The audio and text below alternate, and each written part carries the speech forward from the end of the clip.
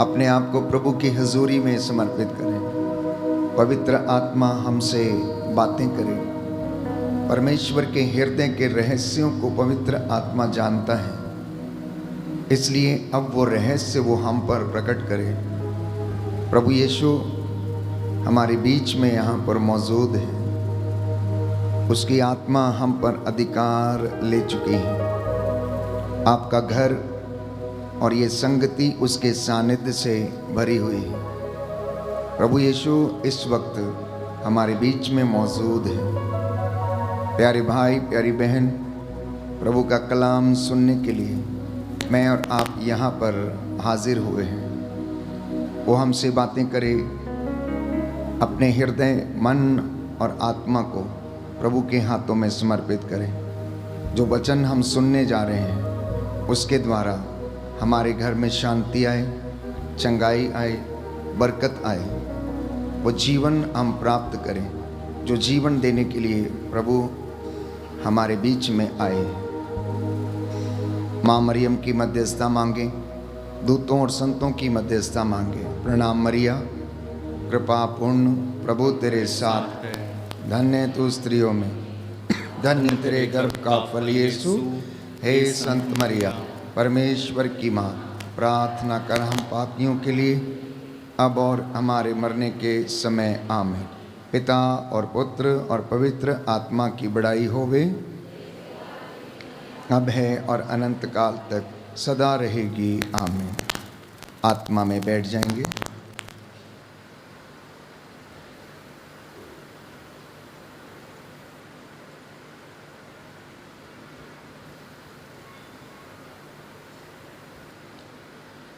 प्रियजनों, जिन देशों की हम बात करते हैं कि वो बहुत ज़्यादा तरक्की कर चुके हैं और उस जगह में वहाँ के लोग हमसे ज़्यादा अच्छे हैं, हम सोचते हैं कि उनकी ज़िंदगी में बड़ी खुशी है। हम सोचते हैं कि उनके पास गाड़ी, मोटर, बंगला, पैसा है। या जब आप अपने जीवन को दूसरों के साथ तुलना करके देखते हैं तो हमें लगता है कि वो लोग हमसे ज़्यादा अच्छे हैं। कोई अच्छा फैशन करके आता है, फैशनेबल कपड़े पहनता है, तो हमें लगता है कि उनका जीवन बड़ा अच्छा है। लेकिन यदि आप वास्तविकता में देखें तो ऐसा नहीं है। ऐसा नहीं है। जिन लोगों की बात आप मन में सोचते हैं कि उनके पास उनकी ज़िंदगी में सब कुछ है, वास्तव में ऐसा नहीं है। कई लोगों के बड़े बड़े बंगले हैं, बड़ी बड़ी गाड़ियां हैं, बड़ा धन है उनके पास, बड़ी संपत्ति है उनके पास, लेकिन मन की शांति नहीं है। ज़िंदगी में अमन और चैन नहीं।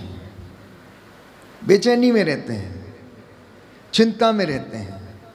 घर में कोई ना कोई समस्या उनके आई रहती है। इतना ही नहीं, अगर आप अपने आसपास में देखते हैं तो आपको बहुत सारी बुराई नजर आएगी।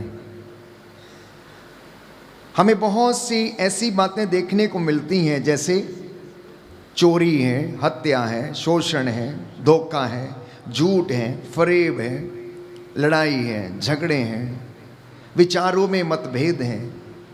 आपकी बात सामने वाले से मेल नहीं खाती, सामने वाले की बात आपसे मेल नहीं खाती, आपके घर का मेल पड़ोसी से नहीं खाता। और इसी तरह से जीवन में अगर आप देखते हैं तो बहुत सारे रोग भी हैं, बीमारी भी है, अपंगता भी है, लोग कर्जे में डूबे हुए हैं, कुछ शारीरिक रोगों से पीड़ित हैं, लाइलाज बीमारियों से पीड़ित हैं। लेकिन फिर भी इंसान क्या कर रहा है? जिंदगी की दौड़ में दौड़ता चला जा रहा है। आप लोगों में से कई लोग जॉब पर जाने वाले हैं, काम करने वाले लोग हैं। रात को 11 बजे मैं समझता हूँ सोते हैं, सुबह 4:30 बजे अलार्म बज जाता है और उठना है। घर में मम्मी को खाना बनाना है, पति को खाना देना है, बच्चों को तैयार करना है, स्कूल भेजना है। उसके बाद आपने अपनी ड्यूटी ज्वाइन करनी है। और पूरा दिन भर, पूरे महीने, पूरे हफ्ते, पूरे साल लगभग ऐसा ही रूटीन रहता है जब तक कि आप अपने काम से रिटायर नहीं हो जाते हैं। 58 साल तक की उम्र में लगभग आप ऐसा ही करते रहते हैं। कई इंसान तो इतना काम करते हैं, पैसे के पीछे इतना दौड़े रहते हैं, खोए रहते हैं, घर की चिंताओं में डूबे रहते हैं, बच्चों की चिंताओं में डूबे रहते हैं कि अपना सुख चैन सब कुछ त्याग देते हैं। बच्चों के लिए अपनी ज़िंदगी समर्पित कर देते हैं, परिवार के लिए अपनी ज़िंदगी को समर्पित कर देते हैं। और इसी प्रक्रिया में बहुत से लोग इस दुनिया से चले जाते हैं। कुछ हृदयघात से चले जाते हैं, तो कुछ दुर्घटना से, तो कुछ बीमारी की वजह से, और कुछ अनेक ऐसी बातों की वजह से जिसका कोई किसी को पता नहीं। तो अपनी ज़िंदगी में हम क्या महसूस करते हैं कि इंसान इतनी मेहनत करता है, लेकिन फिर भी उसके मन में शांति नहीं रहती, वो चिंता में रहता है। जिसको मर्जी पूछो, हाँ जी आप कैसे हैं? फादर जी जी रहे हैं, कट रही है। पंजाबी में कहेंगे औखी सौखी निकली जान ली फादर जी की करिए। दिन कट रहे हैं। पाकमान कलीसिया के प्यारे भाइयों और बहनों, प्रभु का वचन ये कहता है कि जिसने यीशु मसीह को जान लिया है, अब वो दिन काटता नहीं परंतु जिंदगी को जीता है। और उसे जिंदगी जीनी चाहिए, क्योंकि यीशु मसीह ने अपने शागिर्दों को, अपने लोगों को इस दुनिया को जिंदगी को जीना सिखाया, दिन काटने नहीं सिखाए।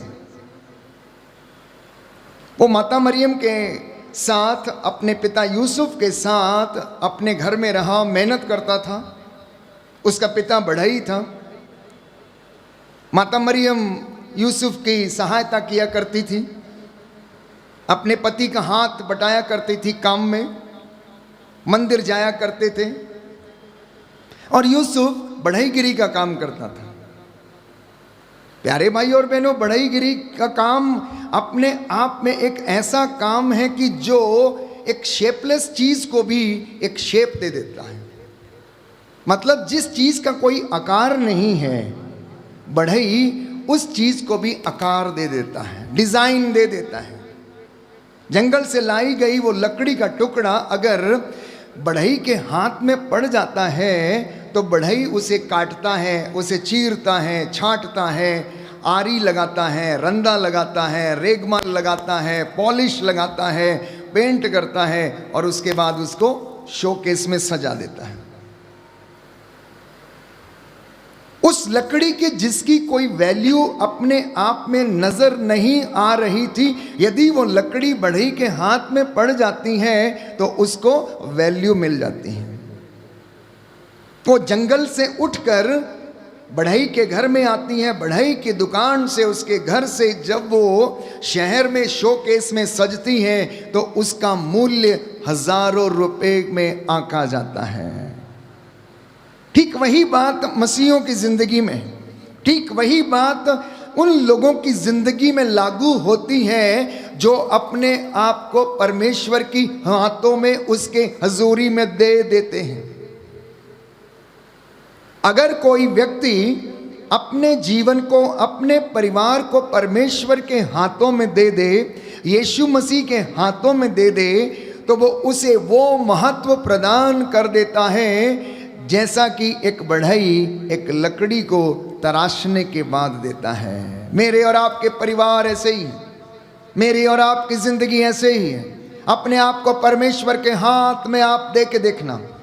अगर मेरी और आपकी कोई वैल्यू नहीं है तो प्यारे भाइयों और बहनों, यीशु मसीह उसे ऐसा कर देगा कि लोग देखते रहेंगे और उनको वैल्यू नजर आएगी। क्योंकि बाइबल ये कहती है, परमेश्वर जिसे चाहता है उसे ऊपर उठाता, लेकिन जिसे नहीं चाहता उसे अधोलोक से भी नीचे गिरा देता है। बस लकड़ी के जैसे अपने आप को बढ़ई के हाथ में देना, लकड़ी के जैसे अपने आप को यीशु के हाथ में देना। अगर लकड़ी कहे कि मैं बढ़ई के हाथ में नहीं रहूंगी, मैं अपने ऊपर आरी रंदा नहीं चलने दूंगी। मैं कटना नहीं चाहती हूँ, मैं तराशी जाना नहीं चाहती हूँ, मैं पॉलिश लगाई जाना नहीं चाहती हूँ। तो प्यारे भाइयों और बहनों, उसका अस्तित्व वैसा ही रह जाएगा, वो जैसी थी, लकड़ी का टुकड़ा जैसा था। इसलिए अगर आप चाहते हैं कि आपके परिवार पवित्र बने, आपके परिवार उन्नति करें, आपके परिवार सफलता प्राप्त करें, तो परमेश्वर के हाथों में अपने परिवार को देना। Hallelujah, hallelujah, hallelujah. यीशु की स्तुति हो, यीशु को धन्यवाद, यीशु की आराधना हो, यीशु की महिमा हो, यीशु को धन्यवाद, यीशु को धन्यवाद। Hallelujah, hallelujah, hallelujah, hallelujah. हे प्रभु यीशु, हे प्रभु यीशु, आप दयावान हैं, आप दयावान हैं, आप दया के सागर हैं, आप दया के सागर दया हैं, करने वाले हैं, दया करने वाले, चंगा करने वाले हैं, चंगा करने वाले। हे प्रभु यीशु, हे प्रभु यीशु, मेरे परिवार पर, मेरे परिवार, मेरे जीवन पर, मेरे जीवन पर दया कीजिए, दया कीजिए। मैं आपकी आराधना करता हूँ, मैं आपकी आराधना करता हूँ। Hallelujah, hallelujah, hallelujah, hallelujah, hallelujah. Hallelujah. तो आज जब ये प्रभु का कलाम सुन रहे, तो इन बातों को सुन के आप परमेश्वर के पास आना और उससे कहना कि आज मैं अपनी जिंदगी को आपके हाथों में सौंप देता हूँ, आप इसे जैसा चाहते हैं वैसा चलाइए। अक्सर इंसान दुनिया में मालिक बन के रहता है, जानते हैं आप लोग, मालिक बन के रहता है। ये मेरा घर है, मेरी ज़मीन है, मेरी गाड़ी है, मेरा बंगला है, मैं इसमें रहूँगा। लेकिन प्यारे भाइयों और बहनों, शायद हम ये नहीं जानते कि ये सांसें जिसे लेकर मैं और आप इस दुनिया में रहते हैं, ये हमें उधार में दी गई हैं। हम यहाँ के मालिक नहीं हैं, मालिक वो है। हम तो यहाँ के किराएदार हैं, हम तो यहाँ पर यात्री हैं। जैसे एक ट्रेन में यात्रा करते समय मैं और आप स्टेशन पर स्टेशन बदलते रहते हैं, कई बड़े स्टेशन आते हैं, कई छोटे स्टेशन आते हैं, तो कहीं पर अंधेरा होता है, कहीं पर उजाला होता है, कभी ट्रेन जंगल से होके गुजरती। वैसे हमारी ज़िंदगी भी है, हमारी ज़िंदगी में भी ऐसे उतार चढ़ाव आते रहते हैं। और ये उतार चढ़ाव आना ज़रूरी है, क्योंकि हम इनसे बहुत कुछ सीखते हैं। हमारी ज़िंदगी में दुख आता है, कष्ट आता है, चिंता है, परेशानी है, पारिवारिक चिंताएं हैं और ऐसी बहुत सी बातें हैं, समस्याएं हैं। कभी कभी हमारी ज़िंदगी में इतनी बड़ी समस्या होती है कि हम दुख में अपना जीवन व्यतीत करते, समझ में नहीं आता क्या करें। और कुछ लोग तो दुख से इतने ज़्यादा हताश और निराश हो जाते हैं कि सोचते हैं कि किस प्रकार मैं ज़िंदगी का अंत कर लूँ, मैं अपनी ज़िंदगी बर्बाद समाप्त कर लूँ, मैं मर जाना चाहता हूँ, मैं नहीं रहना चाहता हूँ। इस तरीके के ख्याल उनकी ज़िंदगी में आते हैं। तो इंसान के अंदर एक अजीब तरीके की लड़ाई जो है चलती रहती है, अंतर्द्वंद चलता रहता है, आंतरिक लड़ाई चलती रहती है। करूं ना करूं, जाऊं ना जाऊं, खाऊं ना खाऊं, मिलूं या ना मिलूं, ऐसा करूंगा तो कैसा होगा, वैसा करूंगा तो कैसा होगा। इस तरीके की बातें इंसान की ज़िंदगी में चलती रहती हैं। अनेक लोग बिस्तर पर पड़े हुए हैं, अनेक लोग अस्पतालों में हैं, आईसीयू में हैं। कई लोगों की ज़िंदगी में इतना बड़ा दुख है कि उनको समझ में नहीं आता कि आखिर उनकी ज़िंदगी में इतना दुख क्यों, इतना कष्ट क्यों, क्यों वो रेंगते हुए ज़िंदगी जी रहे हैं। क्यों कुछ लोग दिन काटते हैं इस दुनिया में परंतु अपनी ज़िंदगी को जी नहीं पाते हैं। ये मेरे और आपके लिए एक रहस्यात्मक बात है, ये एक रहस्य है। आप समझना चाहेंगे तो शायद आपको समझ में ना आए, लेकिन अगर आप विश्वास के साथ इसे एक्सेप्ट करेंगे तो परमेश्वर ज़रूर हमारी ज़िंदगियों में, प्यारे भाइयों और बहनों, वो काम करेगा जो योजनाएं उसने हमारी ज़िंदगी में बनाई हैं। अय्यूब की कहानी अच्छी तरह से जानते हैं हम। अय्यूब के पहले ग्रंथ में हम पढ़ते हैं कि अय्यूब का आचरण कैसा था, वो कितना धर्मी था, कैसे काम करता था, परमेश्वर को हमेशा खुश करने की कोशिश करता था। उसके पास सब कुछ था, हर चीज़ थी। उसके चौपाए थे, बैल थे, गधियाँ थीं, ऊँट थे, बकरियाँ थीं, भेड़ें थीं, जमीन जायदाद थी, उसके पुत्र पुत्रियाँ थे। लेकिन एक दिन क्या हुआ कि शैतान ने, जब स्वर्ग राज्य में सभा चल रही थी तो वहां जाकर वो स्वर्ग दूतों के बीच में बैठ गया और परमेश्वर ने उससे पूछा, हाँ भाई तू सुना, तू कहाँ से आया है? तो कहने लगा कि मैं पृथ्वी का चक्कर लगाने के लिए गया था। परमेश्वर ने उससे पूछा, अच्छा तो पृथ्वी का चक्कर लगा के आया है? क्या तुझे मेरा दास अय्यूब नहीं मिला? क्या तेरी दृष्टि मेरे दास अय्यूब पर नहीं पड़ी? तो शैतान उसको कहने लगता है, क्योंकि तेरा हाथ उसके ऊपर है तो मैं दृष्टि कैसे लगा सकता हूं? तू अपना हाथ उठा और तब देख कि मैं उसका क्या हाल करता हूं।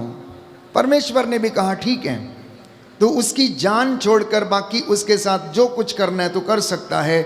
और बाइबल कहती है कि दुख की भट्टी में अय्यूब के विश्वास की परख हुई। दुख की भट्टी में अय्यूब के विश्वास की परख हुई। शैतान ने उसे इतने बड़े दुख दिए, बाइबल कहती है हर प्रकार की परीक्षा उसकी जिंदगी में भेजी कि किसी न किसी तरीके से अय्यूब ईश्वर के विरुद्ध बातें करे, ईश्वर के विरुद्ध बोले।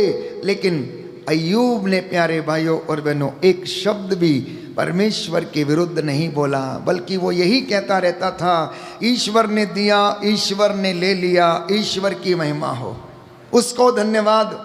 उसकी पत्नी आकर बोलती है, अब तो बस करो, इतनी प्रार्थना करते हो, इतनी बंदगी करते हो, इतनी इबादत करते हो, लेकिन फिर भी वो परमेश्वर तुम्हें अच्छा नहीं कर रहा, दुख ही दुख दे रहा है, इसलिए अब तो बस करो।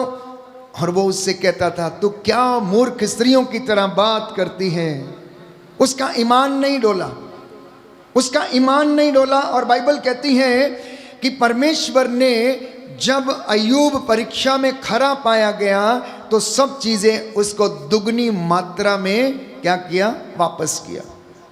अय्यूब के पुत्र पुत्रियां थे, अय्यूब उनके लिए बलिदान चढ़ाया करता था, अय्यूब अपने बेटे और बेटियों के लिए प्रार्थना करता था, यज्ञ किया करता था, उनका शुद्धिकरण किया करता था। उसे इतना डर लगता था, परमेश्वर का भय इतना ज़्यादा था कि उसके नौजवान बेटे और बेटियां कहीं रात को विवाह भोज में या दावतों में कोई गलत काम ना कर बैठें, कोई व्यभिचार ना कर बैठे। इसलिए सुबह उठकर भोर में उनके लिए प्रार्थना करता और उनको प्रभु की वेदी पर समर्पित करता था। ऐसा उसका जीवन बीतता था, लेकिन कष्ट उसके जिंदगी में फिर भी था। अब आप पूछेंगे कि इतना धर्मी व्यक्ति होने के बावजूद, इतने अच्छे काम करने के बावजूद अय्यूब की जिंदगी में दुख क्यों था? दुख क्यों आया? कुछ दुख हमारी जिंदगी में परमेश्वर की ओर से आते हैं, लेकिन हर दुख परमेश्वर की ओर से नहीं आता है। कुछ दुख परमेश्वर हमारी जिंदगी में भेजता है ताकि हमारी जिंदगी में हमारे विश्वास की परख हो जाए कि हम विश्वास में कितने पक्के हैं और कितने कच्चे हैं। हम विश्वास में कितने पक्के और कितने कच्चे हैं। इसलिए अय्यूब की जिंदगी में उसने वो दुख आने दिया। 3 यहूदी बालकों के विषय में पढ़ते हैं हम लोग, शद्रक, मेशक और अबेदनगो। परमेश्वर ने उन्हें आग की भट्टी में क्या किया? जाने दिया, जाने दिया। राजा ने जब कहा कि आज से मेरे हाथों के द्वारा बनाई गई मूरत के सामने सब लोग सिजदा करेंगे, तो ये 3 बालक शद्रक, मेशक और अबेदनगो परमेश्वर के नाम पर खड़े हो गए। उन्होंने परमेश्वर के नाम का स्टैंड लिया, अपनी जिंदगी में अनुभव किया और कि परमेश्वर उनके लिए चिन्ह चमत्कार करता है, क्योंकि दानियल के साथ रह रहकर ये भी तीनों क्या हो गए थे? बड़े धर्मी हो गए थे, परमेश्वर को जानने लगे थे। इब्राहिम, इसहाक और याकूब के परमेश्वर को ये पहचान गए थे कि वो बड़ा है, वो सर्वशक्तिमान है, वो चमत्कार दिखाता। इसलिए इन्होंने राजा को चैलेंज कर दिया और कहने लगा, ओ राजा हमारी बात सुन, अगर ये सर किसी के सामने झुकेगा तो वो सिर्फ और सिर्फ इब्राहिम, इसहाक और याकूब के परमेश्वर के सामने झुकेगा, जो जिंदा परमेश्वर है। तेरी मूरत के आगे कभी भी ये सिर नहीं झुकेगा। राजा को गुस्सा आया, राजा को गुस्सा आया कि किसी ने उसके राज्य में राजा को चैलेंज किया। इसलिए उसने भट्टी को 7 गुना ताप पर तपाने का आदेश दिया और इन तीनों बालकों को उठाकर प्यारे भाई और बहनों भट्टी में डाल दिया, भट्टी में डाल दिया। और बाइबल हमें बताती है कि परमेश्वर का स्वर्गदूत उनकी रक्षा के लिए वहां पर आया, क्योंकि भजन संहिता 91 में हम पढ़ते हैं पद संख्या 10 और उससे आगे कि वो अपने दूतों को आदेश देगा कि वो तुम्हें अपने हाथों पर उठा लें, ताकि तब जब तुम गिरो तो तुम्हारे पैरों को पत्थर से चोट ना लगे। इतना ही नहीं, बाइबल कहती है कि परमेश्वर अपने भक्तों के घर में डेरा डालता है। वो अपने स्वर्गदूतों को तैनात किए हुए कि जाओ और इनकी रक्षा करो। राजा देखकर हैरान हो गया कि मैंने तो 3 व्यक्ति आग की भट्टी में डाले थे, ये चौथा इनके साथ कौन टहल रहा है। और राजा ने उनको बाहर निकाला और देखा कि उनके शरीर पर एक छोटी खरोंच तक नहीं आई है।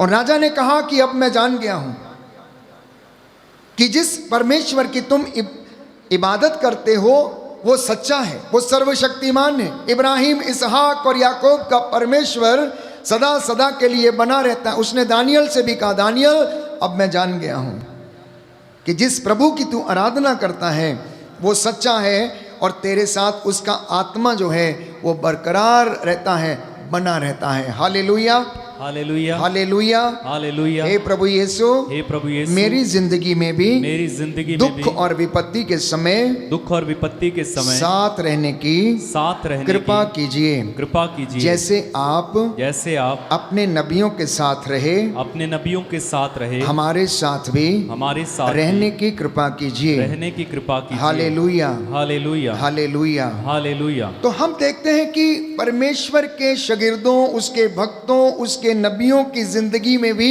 दुख जो था वो बराबर उनके साथ साथ चलता था। सुख का भी अनुभव करते थे। राजे महाराजे, बड़े बड़े लोग, सब लोग उस दुख में तपाए गए। इतना ही नहीं, प्रभु ईश्वर के संत जिन्होंने अपने जीवन को समर्पित किया, वे लोग भी दुख की भट्टी में तपाए गए और परमेश्वर ने उन्हें महिमान्वित किया।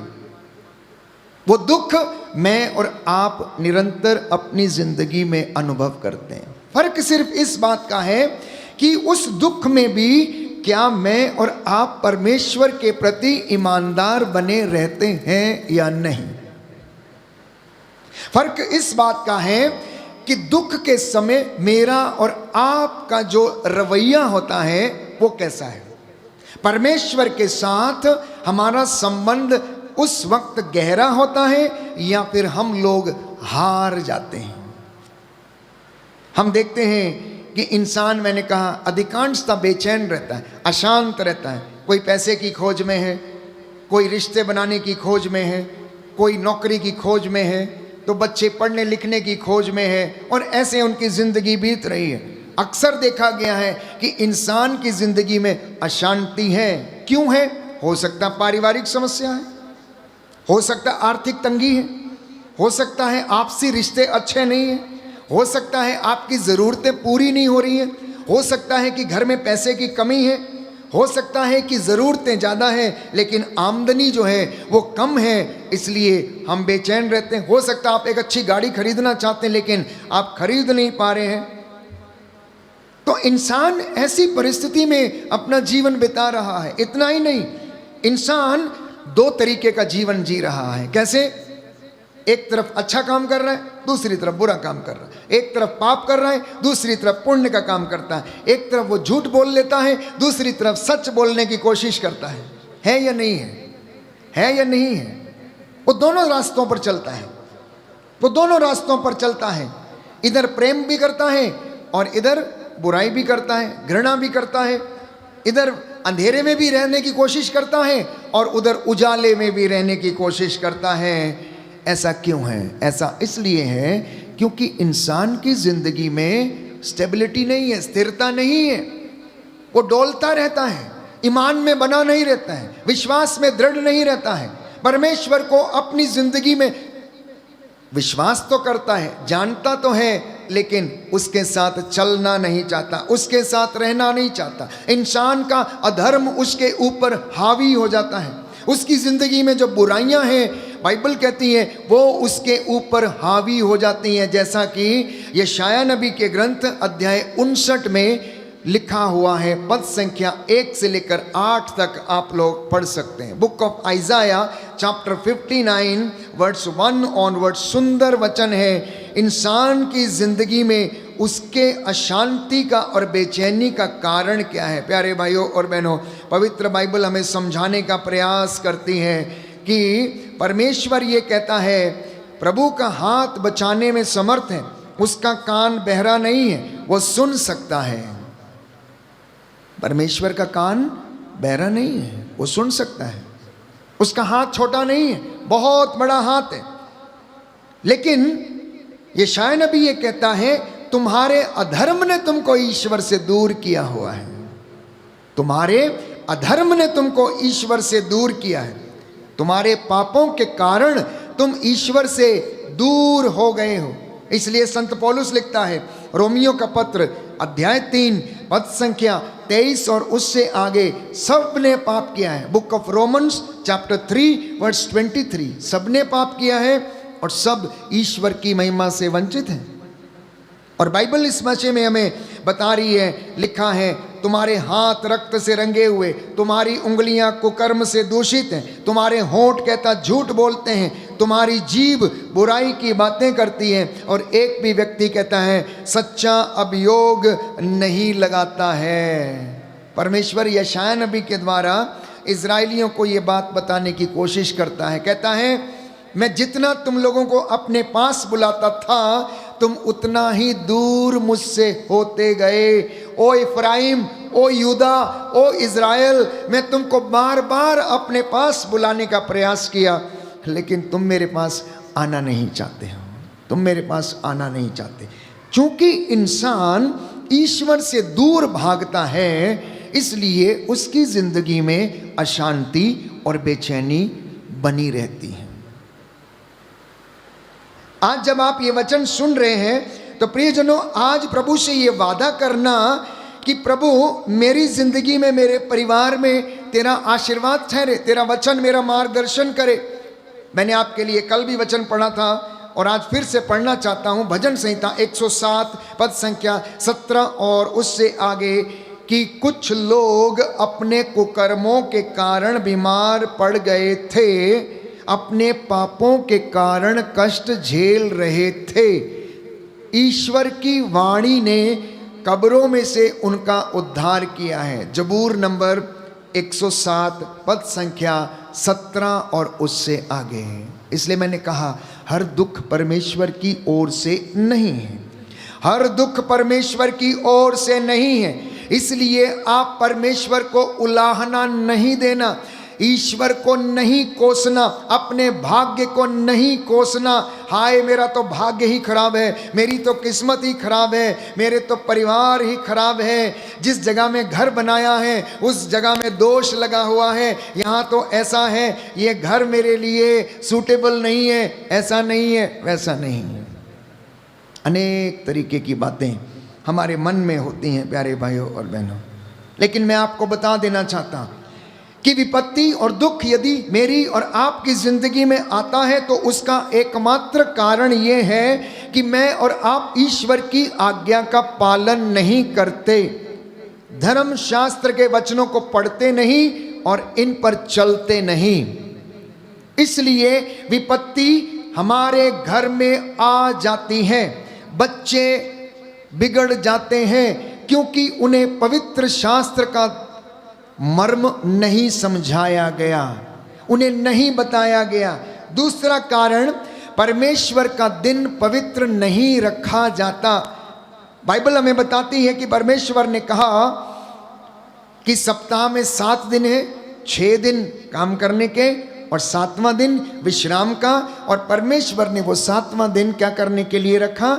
ईश्वर के साथ रहने के लिए, उसका दिन पवित्र करने के लिए, वचनों को पढ़ने सुनने के लिए, उनको बोलने के लिए, लोगों को शिक्षा देने के लिए, उसकी हुजूरी में आने के लिए, उसका धन्यवाद करने के लिए। लेकिन हम अपने कामों में इतना व्यस्त रहते हैं, इतना व्यस्त रहते हैं। और जैसा कि आप सभी जानते हैं, जो नौकरी पेशे वाले लोग हैं वो कहते हैं कि एक ही दिन मिला है छुट्टी का, आज तो पिकनिक जाना है, आज सारी शॉपिंग आज ही करनी है, आज सारे कपड़े आज ही धोने हैं, घर को ऑर्डर में भी आज ही डालना है, और तमाम ऐसी बातें हैं। और परमेश्वर को प्यारे भाइयों और बहनों, हम उसका समय नहीं दे पाते हैं। जो परमेश्वर के दिन में से चोरी करता है वो परमेश्वर के समय की चोरी करता है, वो सबसे बड़ा चोर है। प्यारे भाइयों और बहनों, जो परमेश्वर के समय में से या उसके दिन में से चोरी करता है, अपने कामों को करता है, परमेश्वर की बातों को नहीं करता, उसका दिन पवित्र नहीं रखता, वो सबसे बड़ा चोर है। और यही कारण है कि लोगों की ज़िंदगी में शांति नहीं है, लोगों की ज़िंदगी में खुशी नहीं है, लोगों की ज़िंदगी में बड़ी बेचैनी है। इसलिए प्यारे भाइयों और बहनों, अधिकांशतः इंसान का जो जीवन है दुख में और कष्ट में बीतता है। क्यों? क्योंकि वो परमेश्वर से भागा हुआ है, वचनों से भागा हुआ है, पवित्र वचन से, पवित्र शास्त्र के ज्ञान के अभाव में उसकी जिंदगी ऐसे ही बीतती रहती है। तो मैंने कहा कि इंसान के अंदर अशांति बनी रहती है। क्यों बनी रहती है? क्योंकि उसके अंदर एक लड़ाई चलती रहती है। कैसी लड़ाई है? मैंने कहा करूं या ना करूं। हर इंसान को दो आवाजें सुनाई देती हैं जब वो कोई गलत काम करने की कोशिश करता है। उसके अंदर एक आवाज आती है, करूं या ना करूं। जब वो घृणित पाप करने की अवस्था में रहता है, उस समय उसका अपना अंतःकरण उसे बातें करता रहता, कुरेदते रहता, बेटा मत करो, बेटा मत जाओ, बेटा चोरी करना गलत है, बेटा बेटी भ्रूण हत्या करना गलत है, तुम ये पाप करने जा रहे हो, तुम ये बहुत बड़ा गलत काम करने जा रहे हो। लेकिन फिर भी इंसान उस चीज़ को नज़रअंदाज करता है और उसी काम को कर डालता है जो कि परमेश्वर को अच्छी नहीं लगती हैं। तो बाइबल हमें बताती है कि ये बात कहाँ से पैदा होती है? हमारी वासना के अंतर्गत ये पैदा होती है। यदि आप याकूब का ग्रंथ अध्याय 1 पद संख्या 15 और उससे आगे पढ़ेंगे, याकूब का ग्रंथ अध्याय 1 पद संख्या 15, तो वहाँ लिखा है, वासना के गर्भ से पाप का जन्म होता है और पाप विकसित होकर मृत्यु को जन्म देता है। Hallelujah, hallelujah. दाहिना हाथ उठाकर वचन बोलेंगे, हालेलुया, हालेलुया, हालेलुया, हालेलुया। प्रभु का वचन कहता है, प्रभु का वचन कहता है, याकूब का ग्रंथ अध्याय 1 पद संख्या 15, वासना के गर्भ से पाप का जन्म होता है, पाप विकसित होकर मृत्यु को जन्म देता है। तो प्रलोभन में पड़ा हुआ कोई भी व्यक्ति ये ना कहे कि ईश्वर मुझे प्रलोभन देता है। ईश्वर ना तो बुराई के प्रलोभन में पड़ सकता है और ना किसी को प्रलोभन देता है। Hallelujah, hallelujah, hallelujah, hallelujah. तो इंसान की जिंदगी में सबसे बड़ा अशांति का कारण है उसकी वासनाएं, जिनकी वो पूर्ति करना चाहता है, उसकी इच्छाएं, जो शरीर को वो सुख देने की कोशिश करता है, उसके अंतर्गत जब वो उसमें फंस जाता है, घिर जाता है, तो वो पाप कर देता है और उसके अंदर अपराध बोध आ जाता है। अदन वाटिका में आदम और हवा जो बहुत अच्छी जिंदगी जीते थे, रोज ये परमेश्वर से बातें करते थे, रोज आकर मिलते थे, रोज उससे बातें करते थे। लेकिन एक दिन क्या हो गया, ईश्वर की आज्ञा का उल्लंघन उन्होंने कर डाला और उस दिन शैतान ने आकर हेवा को बहका दिया। हेवा ने वो फल खाया और उसे अपने पति आदम को भी दिया और दोनों ने खाया। आदम की जिम्मेदारी ये थी कि वो हेवा को मना करता कि हेवा देखो ये गलत काम है, तुम ये गलत काम करने जा रही हो, परमेश्वर ने हमें मना किया कि ये फल हमने नहीं खाना है। इसलिए हेवा से भी ज्यादा गुनाहगार मैं समझता हूं कि आदम था, क्योंकि उसने हेवा को गलत काम करते हुए देखते हुए भी उसे मना नहीं किया। जब पति पत्नी दोनों इस बात को डिसाइड करते हैं तो दोनों पाप के भागीदार होते हैं, दोनों पाप के भागीदार होते हैं। उस दिन आदम को हेवा को झिड़कना चाहिए था, उस दिन आदम को हेवा को झिड़कना चाहिए था।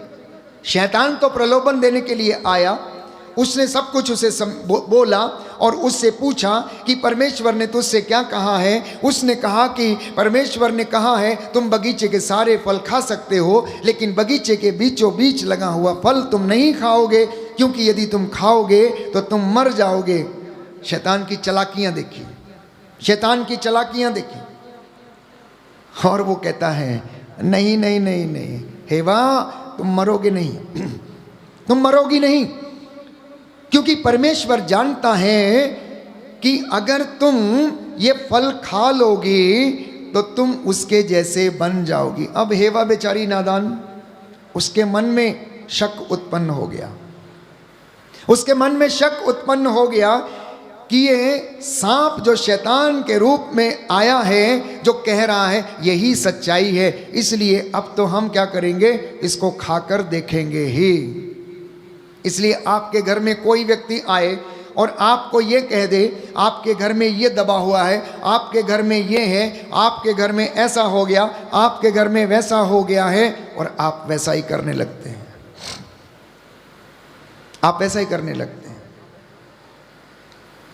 पत्नी अपने पति से छुपाकर अगर किसी बाबा ने या किसी फकीर ने आकर कुछ भी कह दिया तो उसके मन में वही बात रह जाती है और वो उसको करने की कोशिश करती हैं और अपने पति को बिना बताए हुए वो काम कुछ ऐसे काम कर देती है। हेवा ने ऐसा काम किया, अपराध बोध में फंस गई। आदम ने भी वही काम किया, अंदर उसके पाप आ गया। अब परमेश्वर से आंखें मिलाना क्या हो गया, उनके लिए बड़ा भारी हो गया, सामने नहीं आ सकते। क्यों? क्योंकि सच्चाई चली गई, उन्होंने परमेश्वर को धोखा दिया, आज्ञा का उल्लंघन किया। आप लोग जो काम करने वाले हैं, अपने दफ्तर में काम करते हैं, संस्थाओं में काम करते हैं, विद्यालय में काम करते हैं, आप अगर विद्यालय में कोई गलत काम कर लें या दफ्तर में कोई गलत काम कर लें तो आप अपने अधिकारी के सामने जाने से कतराएंगे। कतराएंगे या नहीं कतराएंगे? कहीं मुझसे पूछ ना ले, कहीं मुझसे हिसाब ना मांग ले, कहीं मुझसे ऐसा ना कह दे। और उस दिन परमेश्वर भी टहलते टहलते वहाँ अदन वाटिका में आया और उसने आवाज लगाई, आदम, ओ आदम, कहाँ हो? आवाज नहीं आई, धीरे से आवाज आई, मैं यहां हूं। यहां हूं? कहां हो? मैं झाड़ी के पीछे छिपा हुआ हूं। क्यों? झाड़ी के पीछे क्यों? रोज मुझसे बातें करते हो, रोज मेरे साथ टहलते हो, रोज मैं तुमसे मिलने आता हूं, आज तक ऐसा नहीं हुआ। आज तुमने ऐसा क्या कर दिया जो झाड़ी में छुपने की नौबत आ गई है? क्या तुमने वो काम किया जो मैंने करने के लिए मना किया था? आपके घर में छोटे बच्चे, मम्मी जब काम से लौट के वापस आती, पापा जब काम से लौट के वापस आता है, बच्चे ने यदि मर्तबान में से चीनी चुराई है और उसके हाथ यदि चीनी या किसी चीज़ में गंदे हो रखे हैं तो वो धीरे से अपने हाथों को ऐसे करता है और छिपाता है, मम्मी के सामने नहीं आता है। फ्रिज के पीछे छुपेगा, दरवाजे के पीछे छुपेगा, मम्मी कहीं देख ना ले, आज पिटाई लगेगी, मारे ना, पापा कहीं मारे ना, कहीं झिड़के ना। बच्चा यदि फेल हो गया है, नंबर यदि कम आए हैं, तो उस दिन बच्चे का आप व्यवहार देखिएगा। बच्चा जल्दी अपना रिपोर्ट कार्ड लेकर नहीं आएगा, छुप छुप के घूमेगा, इधर उधर रहेगा, अवॉइड करेगा। ठीक यही बात आदम की जिंदगी में भी थी। आदम ने अपने आप को झाड़ियों के पीछे छिपा लिया। क्यों? क्योंकि उसके अंदर अपराध बोध जाग गया था, उसके अंदर अब ऐसा हो गया था कि उसे डर लगने लगा कि परमेश्वर उसे डांटे ना, परमेश्वर उसे डांटे ना। उसका अपराध बोध जाग गया प्यारे भाइयों और बहनों। तो बाइबल ये कहती है, गलातियों के पत्र अध्याय 5 पद संख्या 16 से 21 में हम पढ़ते हैं कि आत्मा और शरीर दोनों एक दूसरे के विरुद्ध इच्छा करते हैं। आत्मा और शरीर दोनों एक दूसरे के विरोधी हैं। जो शरीर चाहता है आत्मा नहीं चाहती, और जो आत्मा चाहती है वो शरीर नहीं चाहता है। तो संत पौलुस ये समझाता है कि शरीर के जो बुरे काम हैं, कुकर्म हैं, वो प्रत्यक्ष हैं, जैसे व्यभिचार, अशुद्धता, मनमुटाव, लंपटता, मूर्ति पूजा, दलबंदी, जादू टोना, बैर, फूट, ईर्ष्या, द्वेष, दलबंदी, स्वार्थपरता, क्रोध, मतवालापन, रंगरलियां और ऐसी तमाम बातें हैं जो हमारी जिंदगी में है, जिसे हम देखते हैं, जिसे हम रोज अपनी जिंदगी में अनुभव करते हैं। ये शरीर की कुकर्म है। क्या ये पूरी दुनिया में नहीं है? हर व्यक्ति किसी न किसी बुराई से प्रभावित है, किसी न किसी बुरे कर्म की वजह से वो प्रभावित हुआ है। तो बाइबल ये कहती है, रोमियो के पत्र अध्याय 8 पद संख्या 7 और उससे आगे हम पढ़ते हैं कि शरीर की वासना आत्मा के प्रतिकूल है और वो ईश्वर के अधीन नहीं होती और हो भी नहीं सकती। हालेलुया। दाहिना हाथ उठाकर अंगीकार करेंगे, हालेलुया हालेलुया। प्रभु का वचन कहता है, प्रभु का वचन कहता है, रोमियो का पत्र अध्याय 8 पद संख्या 7 पद संख्या 7, शरीर की वासना आत्मा के प्रतिकूल है, आत्मा के प्रतिकूल वह है, ईश्वर के अधीन नहीं होती वह ईश्वर के अधीन नहीं होती और हो भी नहीं सकती। Hallelujah hallelujah hallelujah. हालेलुया। तो आपको समझ में आया कि इंसान इतना बेचैन क्यों रहता है, इतना कष्ट में क्यों रहता है, इतना दुख में क्यों रहता है? क्योंकि आत्मा और शरीर दोनों एक दूसरे के विरुद्ध इच्छा करते हैं, पहली बात। दूसरी बात, हमारी आत्मा जो ईश्वर से आई है वो ईश्वर के अधीन नहीं रह पाती है, नहीं रह पाती है, क्योंकि शरीर के कुकर्म जो हैं वो प्रत्यक्ष हैं और इंसान के वासना के गर्भ से पाप उत्पन्न होता है और ये विकसित होकर मृत्यु को जन्म देता है। इसलिए हम लोग उस पाप में फंस जाते हैं। इतना ही नहीं, अब आपको इतना दुख, कष्ट, परेशानी, चिंता अगर दुनिया में देखने को मिलती है तो इसका मतलब ये है कि इंसान ईश्वर के अधीन नहीं है, ईश्वर से भागा हुआ है।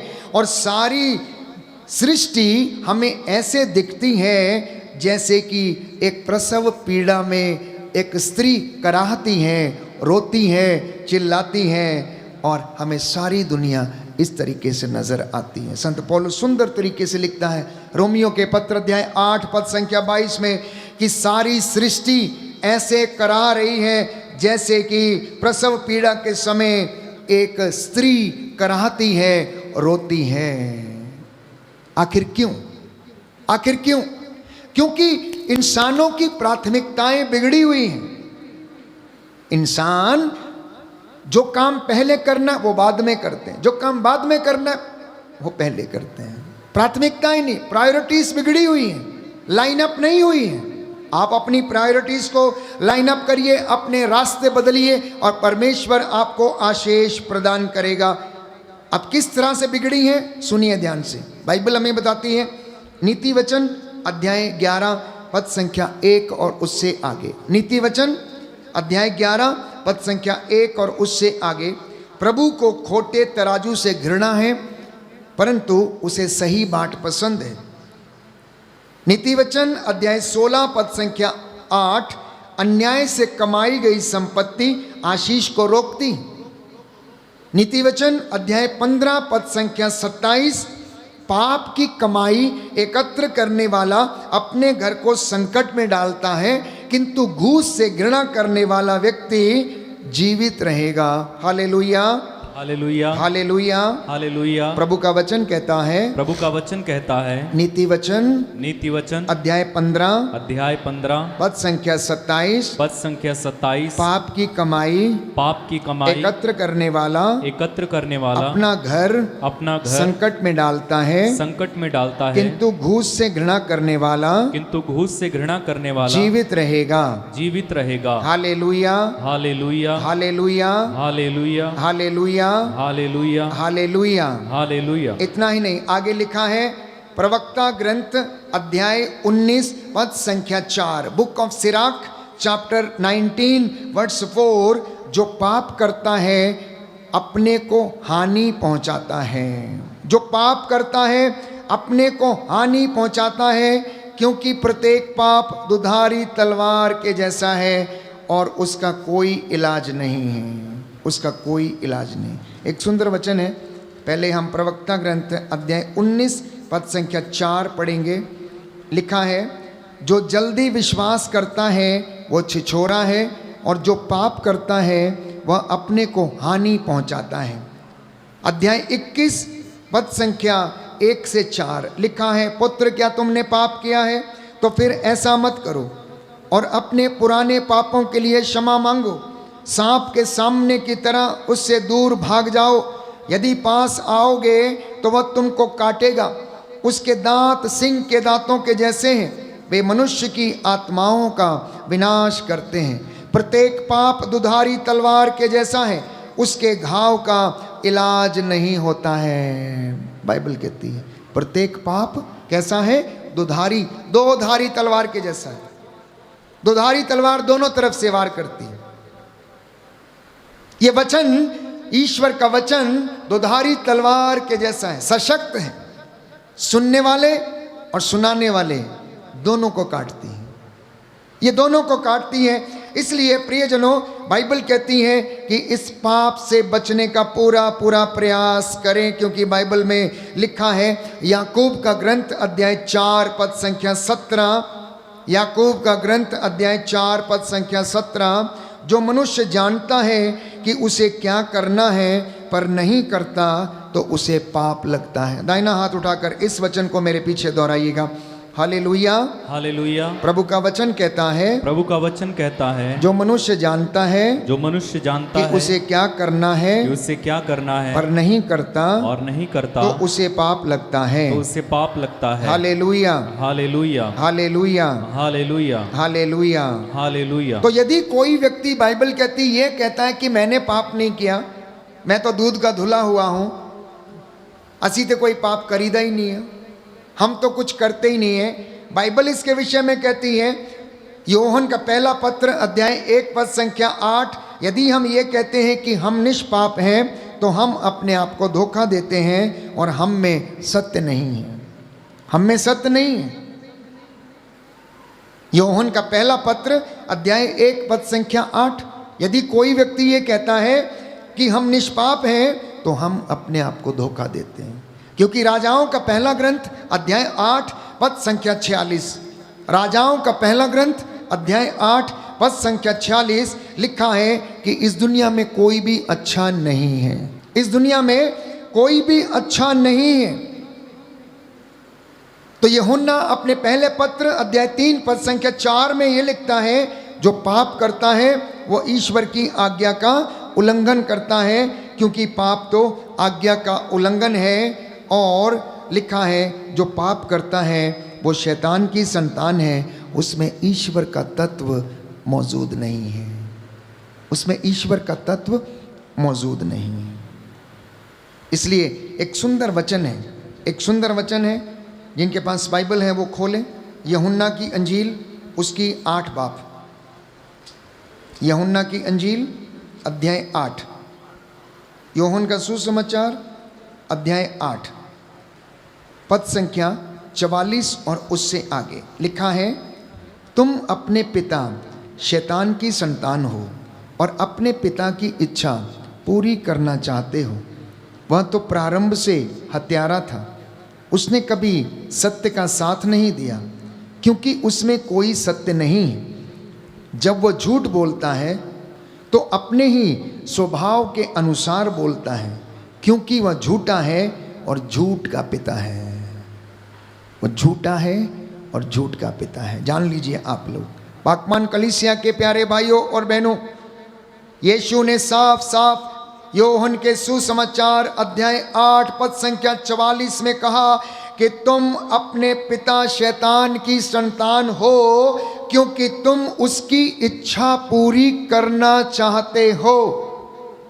उसमें कोई सत्य नहीं है।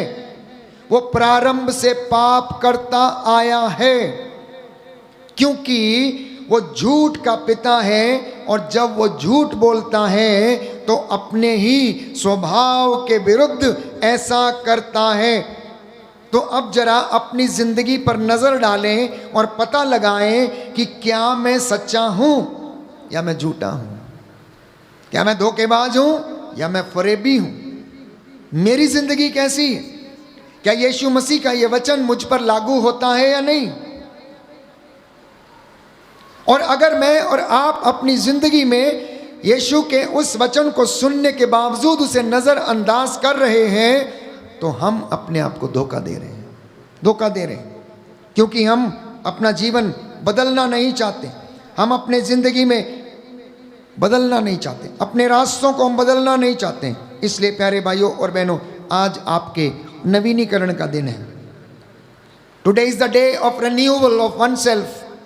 Today is the day of the sanctification of the families. आज आपके परिवारों के नवीनीकरण का दिन है, व्यक्तिगत जिंदगी को बदलने का दिन है, अपनी जिंदगी में नए रास्ते चुनने का दिन है, अपनी जिंदगी में निर्णय लेने का दिन है। बोलो आमीन, हालेलुया, हालेलुया। हे प्रभु यीशु, हे प्रभु यीशु, मैं आपसे वादा करता हूँ, मैं आपसे वादा करता हूँ, आपका वचन अपने जीवन में, अपने जीवन अपने में, परिवार में, अपने परिवार में धारण करूंगा, उसके अनुसार जीवन बिताऊंगा, जीवन बिताऊंगा। Hallelujah, hallelujah, hallelujah, hallelujah, hallelujah, hallelujah. इसलिए बाइबल कहती है, पाप से बचने का पूरा पूरा प्रयास कीजिएगा, पाप से बचने का पूरा पूरा प्रयास कीजिएगा। ईश्वर की बातों पर बने रहिए और उसमें दृढ़ बने रहिए, क्योंकि बाइबल कहती है, सुक्ति ग्रंथ अर्थात नीति वचन पद संख्या 5 अध्याय 5 पद संख्या 22, दुष्ट अपने कुकर्मों के जाल में फंसता है और अपने पापों के बंधनों से बंधता है। दुष्ट व्यक्ति, बुराई करने वाला व्यक्ति अपने ही बुने हुए जाल में फंस जाता है और उसमें बंध के रह जाता है। उदाहरण के लिए, जो काम पर रहते समय चोरी करता है, आलसपन करता है, ईमानदारी नहीं बरतता है, वफादारी नहीं करता है, घूस लेता है, वो अपने स्वभाव के विरुद्ध ऐसा करता है, और इसलिए उसकी मेहनत मजदूरी के ऊपर बरकत नहीं रुकती, उसके परिवार में बरकत नहीं रुकती। जब कोई व्यक्ति अन्याय की संपत्ति घर में लाता है, पाप की कमाई अपने बच्चों के जिंदगी में इस्तेमाल करता है, तो उस पाप के अधीन सब लोग जीवन व्यतीत करने लगते हैं, क्योंकि बाइबल में ऐसे ही लिखा हुआ है, दुष्ट व्यक्ति अपने कुकर्मों के जाल में फंसता है, वो अपने पापों के बंधनों से बंधता है। इसलिए सावधान रहिए, सावधान रहना, क्योंकि बाइबल ये कहती है, नीति वचन अध्याय 6 पद संख्या 16 और उससे आगे, कि परमेश्वर को 7 बातों से घृणा है। पहली बात है घमंड भरी आंखें, दूसरी बात है झूठ बोलने वाली जीभ, तीसरी बात है निर्दोष का रक्त बहाने वाले हाथ, चौथी बात है कपटपूर्ण योजना बनाने वाले हृदय, और पांचवी बात है बुराई की ओर बढ़ने वाले पैर, छठवीं बात है असत्य बोलने वाला झूठा साक्षी, और सातवीं बात है भाइयों में झगड़ा लगाने वाला व्यक्ति। परमेश्वर इनसे सख्त घृणा करता है, परमेश्वर इनसे सख्त घृणा करता है और इन पर दया नहीं की जाएगी। इसलिए बाइबल कहती है, प्रायश्चित और स्वीकृति में तेरा कल्याण है, प्रायश्चित और स्वीकृति में तेरा कल्याण है। यशायाह नबी का ग्रंथ अध्याय 30 पद संख्या 15 और उससे आगे कहता है, भक्ति और निष्ठा से पाप का प्रायश्चित होता है, भक्ति और निष्ठा से पाप का प्रायश्चित होता है। इसलिए यदि पाप विनाश की ओर लेकर जाता है, तो प्रायश्चित प्रभु की दया की ओर लेकर जाती है। पाप यदि विनाश करता है, तो प्रायश्चित हमें आशीर्वाद प्रदान करता है। पाप यदि नरक की ओर लेकर जाता है, तो प्रायश्चित हमें स्वर्ग की ओर लेकर जाती है। पाप यदि विनाश करता है, तो प्रायश्चित जीवन की ओर लेकर जाते हैं। पुण्य के कामों से हम स्वर्ग प्राप्त कर सकते हैं। ईश्वर की महिमा करने से हम स्वर्ग प्राप्त कर सकते हैं। उसकी महिमा में जीवन बिताने से मेरी और आपकी जिंदगी में आशीष ठहरेगी। बोलो आमीन, आमीन, hallelujah, hallelujah, hallelujah, hallelujah, hallelujah. Hallelujah. हम तेरी आराधना करते, हम तेरी आराधना करते। सब गाएं। यीशु यीशु हम तेरी आराधना करते, हम तेरी आराधना करते। फिर से गाएं मिलकर। यीशु यीशु हम तेरी आराधना करते,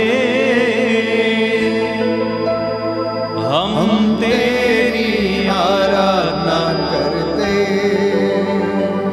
आबा पिता हम तेरी आराधना करते, हम तेरी आराधना करते। अपने हाथों को उठाकर गाएं। आबा पिता हम तेरी आराधना करते, हम तेरी आराधना करते। आत्मा प्रभु हम तेरी आराधना करते,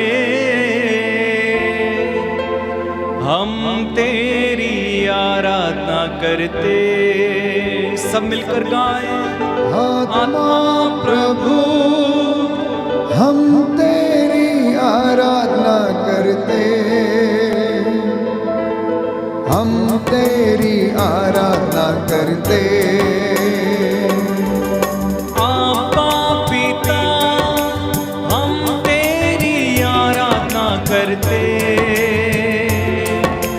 हम तेरी आराधना करते। सब मिलकर गाएं। आबा पिता हम तेरी आराधना करते, हम तेरी आराधना करते। हमसे प्यार करने वाले हम तेरी आराधना करते, हम तेरी आराधना करते। गाएं। हमसे प्यार करने वाले हम तेरी आराधना करते, हम तेरी आराधना करते।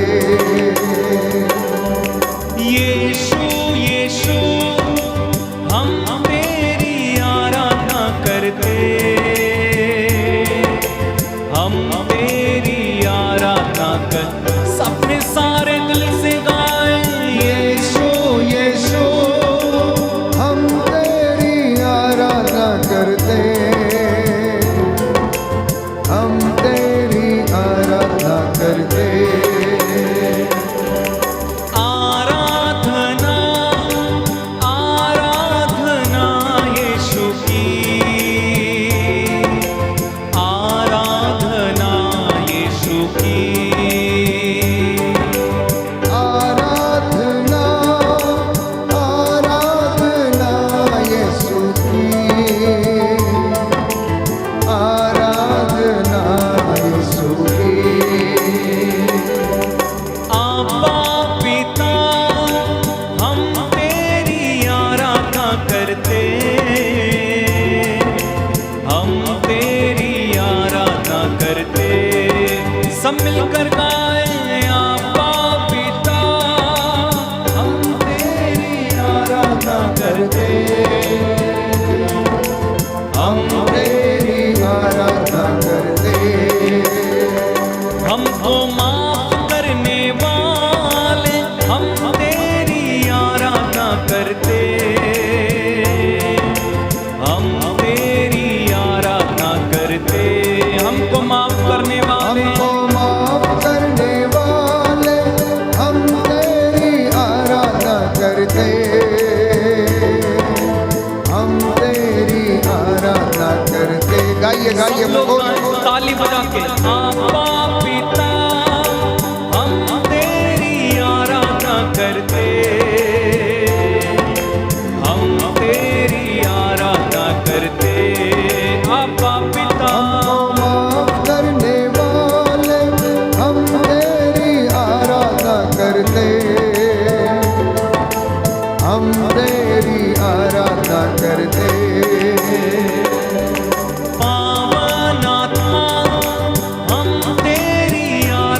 करते, हम तेरी आराधना करते। पावन आत्मा, पावन आत्मा, हम तेरी आराधना करते, हम तेरी आराधना। प्रभु हमारे बीच में आ रहे हैं। यीशु यीशु हम तेरी आराधना करते, हम तेरी आराधना करते। यीशु यीशु हम तेरी आराधना करते, हम तेरी आराधना करते। हमको चंगा करने वाले हम तेरी आराधना करते, हम तेरी आराधना करते। हमको चंगा करने वाले हम तेरी आराधना करते, आराधना, हम तेरी आराधना करते। हमसे प्यार करने वाले हम तेरी आराधना करते, हम तेरी आराधना करते। हमसे प्यार करने वाले हम तेरी आराधना करते, हम तेरी आराधना करते। जीवन रोटी हम तेरी आराधना करते, हम तेरी आराधना करते। जीवन रोटी हम तेरी आराधना करते, हम तेरी आराधना करते। शांति दाता हम तेरी आराधना करते, हम तेरी आराधना करते। शांति दाता, शांति दाता हम तेरी आराधना करते, हम तेरी आराधना करते। यीशु यीशु हम तेरी आराधना करते, हम तेरी आराधना करते। सब गाएं, यीशु यीशु तेरी आराधना करते, पूरे दिल से गाएं, हम तेरी आराधना करते। हमसे प्यार करने वाले हम तेरी आराधना करते, हम तेरी आराधना करते। हमसे प्यार करने वाले हम तेरी आराधना करते, हम तेरी आराधना करते। हमको शक्ति देने वाले हम तेरी आराधना करते, हम तेरी आराधना करते। हमको शक्ति देने वाले हम तेरी आराधना करते, हम तेरी आराधना करते। सब लोग खड़े हो जाएं इस समय। आपा पिता हम तेरी आराधना करते, सब तालियां बजा के गाएं, हम तेरी आराधना करते। आराधना में लीन होकर आपा पिता हम तेरी आराधना करते, हम तेरी आराधना करते। जीवन रोटी हम तेरी आराधना करते, हम तेरी आराधना करते। ताली बजाकर सभी लोग जोर से। जीवन रोटी हम तेरी आराधना करते, हम तेरी आराधना करते। गाइए गाइए मुंह खोल के। आपा पिता हम तेरी आराधना करते, हम तेरी आराधना करते। आपा पिता आपा पिता हम तेरी आराधना करते, हम तेरी आराधना करते। हालेलुया हालेलुया में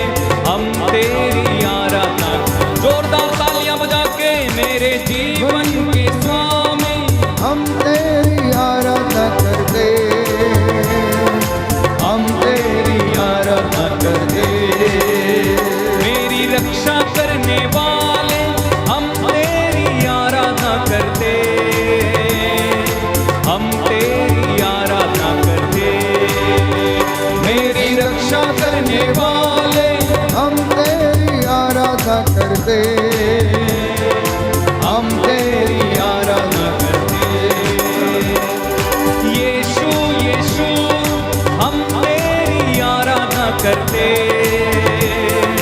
हम तेरी आराधना करते। जोरदार ताली बजा के यीशु यीशु हम तेरी आराधना करते, हम तेरी आराधना करते।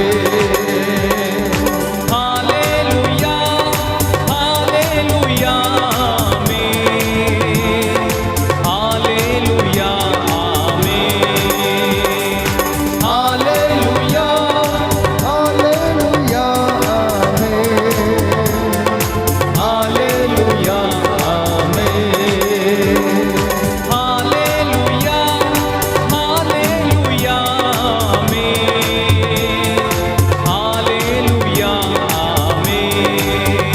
गाएं हालेलुया हालेलुया आमीन, हालेलुया आमीन, hallelujah hallelujah hallelujah, hallelujah hallelujah hallelujah, hallelujah hallelujah hallelujah. Hallelujah hallelujah hallelujah, सारे बंधन खुल जाए, हालेलुया हालेलुया हालेलुया, यीशु की शक्ति उतर आए, हालेलुया हालेलुया हालेलुया, आत्मा हम पर छा जाए। गाएं हालेलुया हालेलुया हालेलुया, छुटकारा छुटकारा, हालेलुया हालेलुया हालेलुया, यीशु के नाम में छुटकारा, हालेलुया हालेलुया हालेलुया, यीशु के नाम में चंगाई, हालेलुया हालेलुया हालेलुया, यीशु के नाम में छुटकारा, हालेलुया हालेलुया हालेलुया, सारी दुष्ट आत्माएं भागे, हालेलुया हालेलुया हालेलुया, आराधना हम मिलकर करें, हालेलुया हालेलुया हालेलुया, एक एक बंधन खुल जाए, हालेलुया हालेलुया हालेलुया, यीशु की शक्ति उतर आए, हालेलुया हालेलुया हालेलुया, आत्मा यहाँ पे मंडराए, हालेलुया हालेलुया हालेलुया, तोड़ दे तोड़ दे तोड़ दे, हालेलुया हालेलुया हालेलुया, सारे बंधन तोड़ दे, हालेलुया हालेलुया हालेलुया, आत्मा प्रभु जी छू लीजिए, हालेलुया हालेलुया हालेलुया, इन लोगों को छू लीजिए, हालेलुया हालेलुया, तेरी शक्ति उतर आए।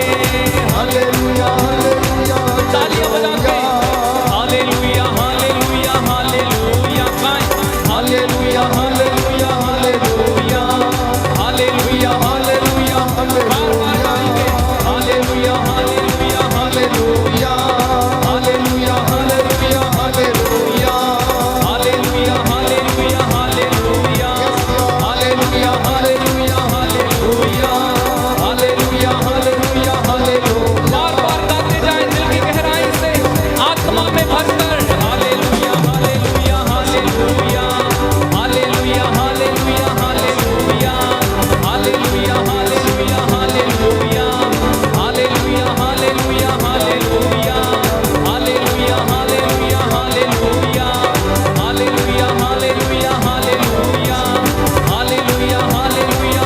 अपने हाथों को उठाएं, स्तुति करते जाएं, hallelujah hallelujah hallelujah hallelujah hallelujah hallelujah, hallelujah hallelujah hallelujah hallelujah hallelujah hallelujah. दोनों हाथों को उठाएं, प्रभु की तारीफ करें इस समय। ओरा बाबा शिखाला मामा खारा बा शीरा बरा बरा, ओरा मा शिखारा माला बरा बरा बरा बरा बरा बरा बरा बरा।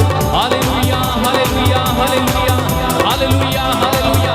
छू ले प्रभु इस समय, touch the Lord, mighty healings and deliverance in Jesus name, mighty healings and deliverance, mighty healings and deliverance.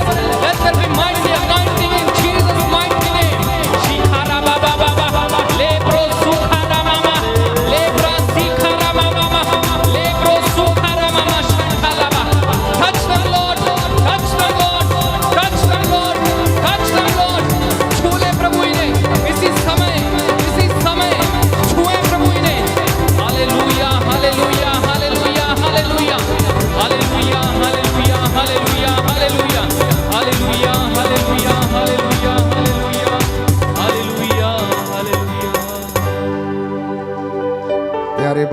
प्यारी बहन, प्रभु यीशु हमारे बीच में यहाँ पर हाजिर है। एक एक व्यक्ति को नाम लेकर पुकार रहा है।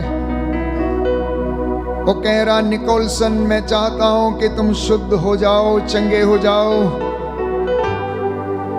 चिल्सिका मैं तुमसे चाहता हूं कि तुम शुद्ध हो जाओ, चंगी हो जाओ।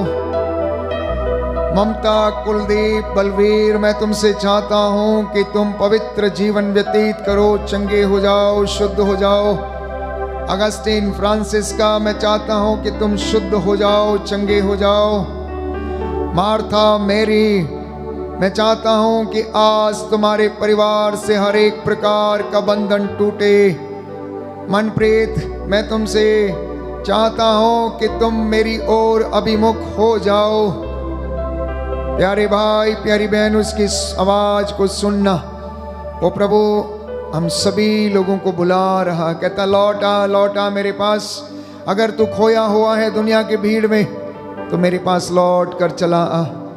आप में से बहुत सारे लोग हो सकता है प्रभु से दूर भटके हुए, छोटे बच्चे, नौजवान बेटे और बेटियां प्रलोभन में पड़े हुए, ड्रग्स और नशे के यदि शिकार हैं, यदि किसी प्रकार से आप मोबाइल के एडिक्शन में फंसे हुए हैं तो लौट कर चले आइए।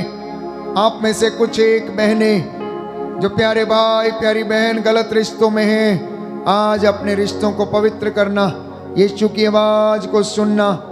वो यीशु आपको बुला रहा है, वो यीशु आपको चंगा करना चाहता है, वो आपको ब्लेस करना चाहता है। उसकी आवाज को सुने इस वक्त। लौट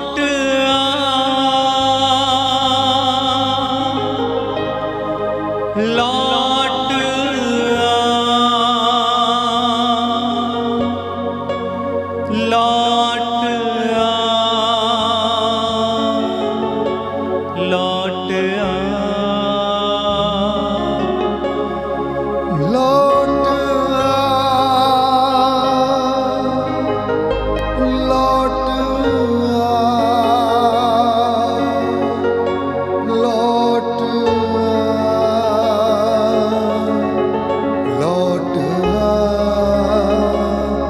लौट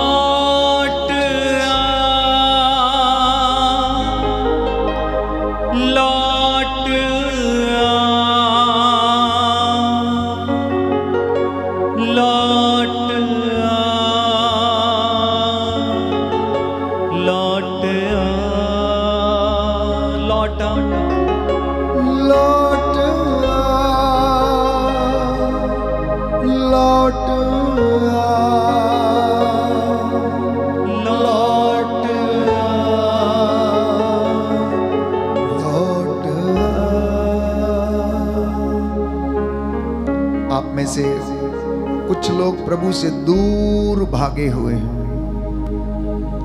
कोई भाई हैं जो गलत रिश्तों में हैं, आप प्रभु से भागे हुए, लौट कर उसके पास चले आना, उसकी आवाज को सुनना, ये उचित समय है। बाइबल कहती है कि तुम ईश्वर से मेल कर लो, तुम ईश्वर से मेल कर लो।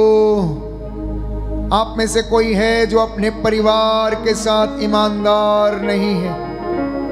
आप में से कोई है प्यारे भाई प्यारी बहन जो अपने रिश्ते में पवित्र नहीं है, पति पत्नी के रिश्ते में। इसलिए लौट कर चले आना, अपने गुनाहों के लिए माफी मांगना। ये पवित्र समय है, आपकी शिफा का ये समय है, आपके अभिषेक का ये समय है, आपकी अनॉइंटिंग का ये समय है। दुनिया के भीड़ में मत खोइए, जागते रहिए, प्रभु से मेल कर लीजिए, वापस लौट कर चले आइए। लौट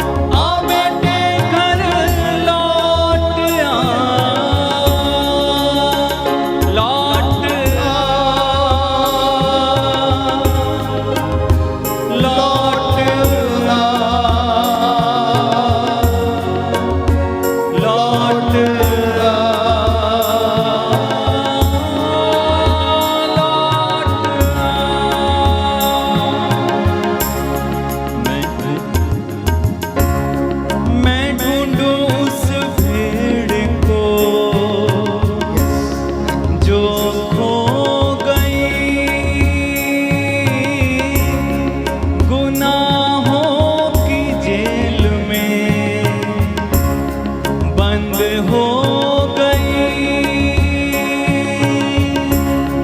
मैं ढूंढूं उस भेड़ को जो खो गई। गुनाहों की जेल में बंद हो गई। मैं ढूंढूं उस भेड़ को जो खो गई। गुनाहों की जेल में बंद हो गई। मैं ढूंढूं उस भेड़ को, मैं ढूंढूं उस भेड़ को जो खो गई। गुनाहों की जेल में बंद हो गई। तू आजा घर लौट आ बेटे घर लौट आ। तू आजा घर लौट आ बेटे घर लौट लौट लौट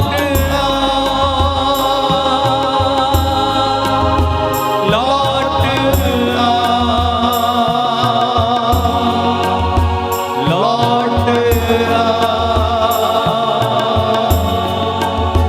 लौट प्रभु की ओर अपने हाथों को बढ़ा के लौट लौट लौट लौट तू आजा घर लौट आ बेटे घर लौट तू आजा घर लौट प्रार्थना करें, वादा करें प्यारे भाई प्यारी बहन जो प्रभु से दूर भटके हुए, जो प्रभु से दूर चले गए। एक नौजवान यीशु के पास आया और उसने यीशु से पूछा, भले गुरु, स्वर्ग राज्य पाने के लिए मुझे क्या करना चाहिए? यीशु ने उससे पूछा, संहिता में क्या लिखा है? संहिता में तुम क्या पढ़ते हो? उसने कहा, चोरी मत करो, हत्या मत करो, झूठी गवाही मत दो, व्यभिचार मत करो, पराये धन का लालच न करो। और वो कहता है कि मैं इन सब का पालन तो बचपन से करता आया हूं, फिर मुझ में किस बात की कमी है? यीशु ने उससे कहा, तुझ में एक बात की कमी है। तू मेरा अनुसरण करना चाहता है? जा, अपनी सारी संपत्ति बेच दे, गरीबों में बांट दे, और तब आकर मेरा अनुसरण कर, मेरे पीछे हो ले। स्वर्ग राज्य में तेरे लिए पूंजी रखी रहेगी। बाइबल कहती है वो युवक बड़ा धनी था, वो निराश होकर चला गया, वो निराश होकर चला गया। यीशु ने उससे कहा था कि तुझ में एक बात की कमी है। धन की जोखिम के विषय में परमेश्वर का वचन कहता है कि धन सभी बुराइयों की जड़ है। उस युवक का मन उस धन में लगा हुआ था, वो उसकी ओर आसक्त था। उसकी जिंदगी में सब कुछ बहुत अच्छा था, लेकिन एक ही बात की कमी थी। हो सकता है आपकी जिंदगी में सब कुछ अच्छा है, आप प्रार्थना करते हैं, मेडिटेशन करते हैं, आप अपना काम ईमानदारी से करते हैं, आप उपवास करते हैं, प्रार्थना करते हैं, लेकिन आपकी ज़िंदगी में कोई एक चीज़ ऐसी है जो ईश्वर को अच्छी नहीं लगती। हो सकता है आपका गलत रिश्ता, हो सकता है आपका कोई एडिक्शन, हो सकता है कि आपके जीवन की कोई एक बुराई जिसकी वजह से आप आशीषों से वंचित हैं। You are deprived of the blessings of the Lord because of one small thing which is a block in your life. आपकी जिंदगी में वो एक बंधन जो आपके आशीषों को रोके हुए है, आज उस बंधन को तोड़ना। हो सकता है वो तंत्र मंत्र जादू टोने धागे ताबीजों का बंधन हो सकता है वो नशे का बंधन हो सकता है किसी नशीले पदार्थ के सेवन का बंधन हो सकता है किसी प्रकार का एडिक्शन हो, चाहे गलत रिश्तों का, चाहे वासना का, अश्लीलता का, हो सकता है ड्रग्स का, हो सकता है गलत रिश्तों का, हो सकता है एक्स्ट्रा मैरिटल अफेयर का बंधन आपकी ज़िंदगी में हो, जो आपके ज़िंदगी में आशीषों को रोके हुए है। आज अंगीकार करना और माफ़ी मांग लेना, माफ़ी मांग लेना प्यारे भाई प्यारी बहन।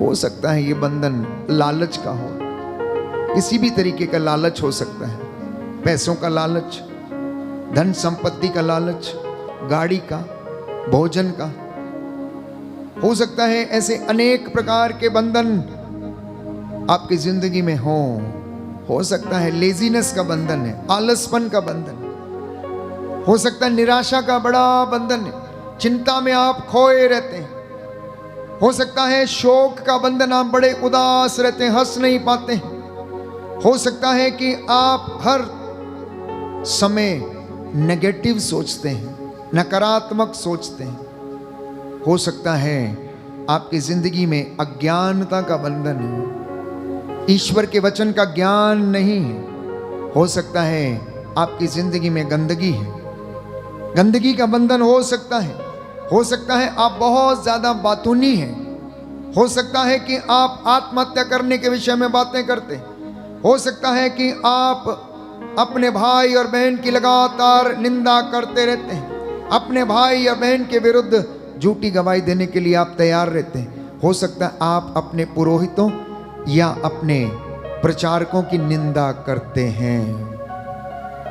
ऐसी अनेक बॉन्डेजेस आपकी जिंदगी में आपकी आशीषों को रोके हुए हैं। इसलिए प्यारे भाई प्यारी बहन, हम पढ़ते हैं वचन में लूकस के सुसमाचार अध्याय 19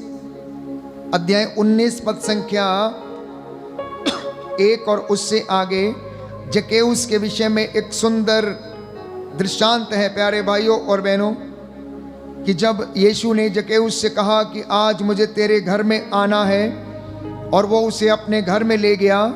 जैसे ही यीशु ने जक्केउस के घर में प्रवेश किया और जक्केउस ने अंगीकार किया कि मैं अपनी संपत्ति का आधा हिस्सा गरीबों में बांट दूंगा, जिसका मैंने ठगा है उसको 4 गुना लौटा दूंगा। यीशु ने कहा आज इस घर में मुक्ति का आगमन हुआ है, क्योंकि यह भी इब्राहिम का बेटा है जो खो गया था। मानव पुत्र उसी को खोजने और बचाने आया है।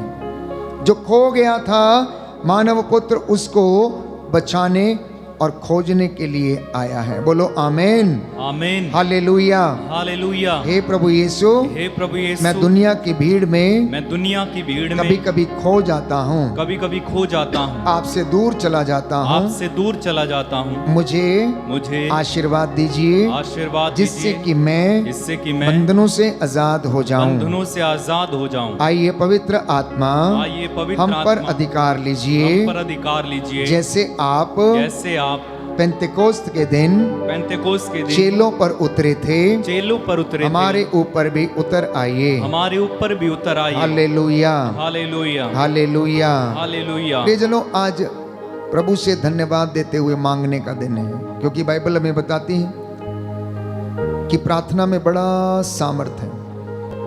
लूकस की इंजील उसकी 11 बाब उसकी 9वीं आयत में लिखा हुआ है, मैं तुमसे कहता हूँ, मांगो और तुम्हें दिया जाएगा, ढूंढो और तुम्हें मिल जाएगा, खटखटाओ और तुम्हारे लिए खोला जाएगा।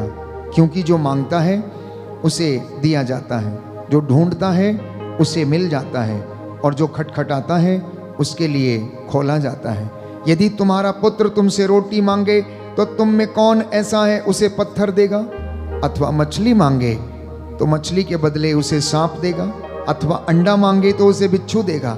बुरे होने पर भी यदि तुम लोग अपने बच्चों को सहज ही अच्छी चीजें देते हो तो तुम्हारा स्वर्गीय पिता मांगने वालों को पवित्र आत्मा क्यों नहीं देगा? बोलो आमेन। आमेन। हे प्रभु यीशु, हे प्रभु यीशु, मैं आत्मा की अगुवाई मांगता हूँ। मैं आत्मा की अगुवाई मांगता हूँ। हे प्रभु यीशु, हे प्रभु यीशु, मेरे परिवार को, मेरे जीवन को आत्मा के अभिषेक से आत्मा के अभिषेक भर दीजिए, भर दीजिए। Hallelujah, hallelujah. आइए पावन आत्मा, आइए पावन हम पर आत्मा, अधिकार लीजिए, हम पर अधिकार हमें लीजिए, चंगा कीजिए, हमें चंगा कीजिए। आमेन। आमीन।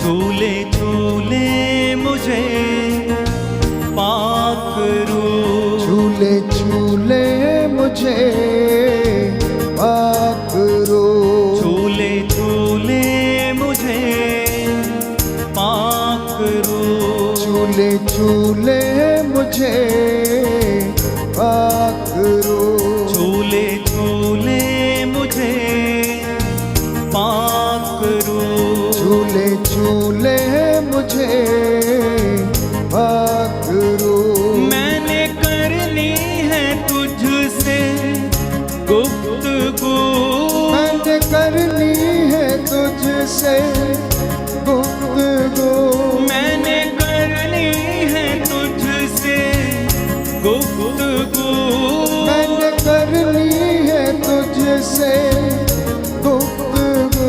झूले झूले झूले झूले मुझे पाक रूह, झूले झूले मुझे Touch them, Lord. Heal them.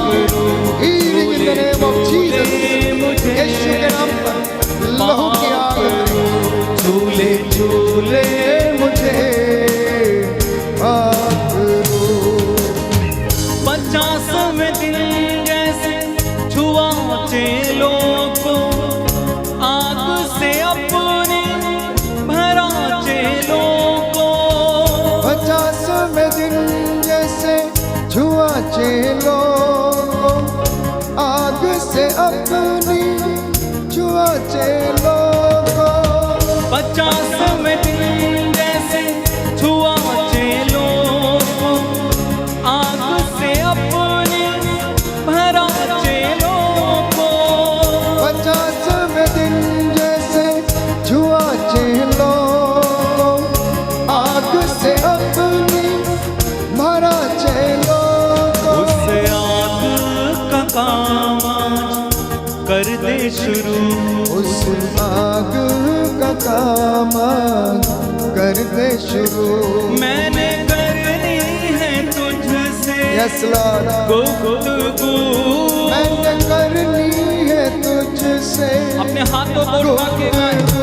झूले झूले झूले झूले मुझे पाक रूह, झूले झूले मुझे पाक रूह, झूले झूले मुझे पाक रूह, झूले झूले मुझे पाक रूह।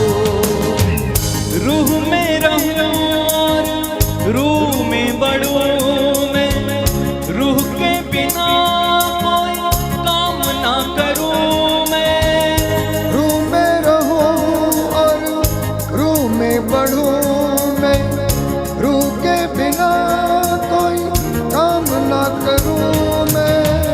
रूह में रहूं और रूह में बढ़ूं मैं, रूह के बिना कोई काम ना करूं मैं, रूह में रहूं और रूह में बढ़ूं मैं, रूह के बिना कोई काम ना करूं मैं। तुझ में ही जीऊं और तुझ में मरूं, तुझ में ही जीऊं और तुझ में मरूं। मैंने करनी है तुझसे गुफ्तगू, मैंने करनी है तुझसे गुफ्तगू।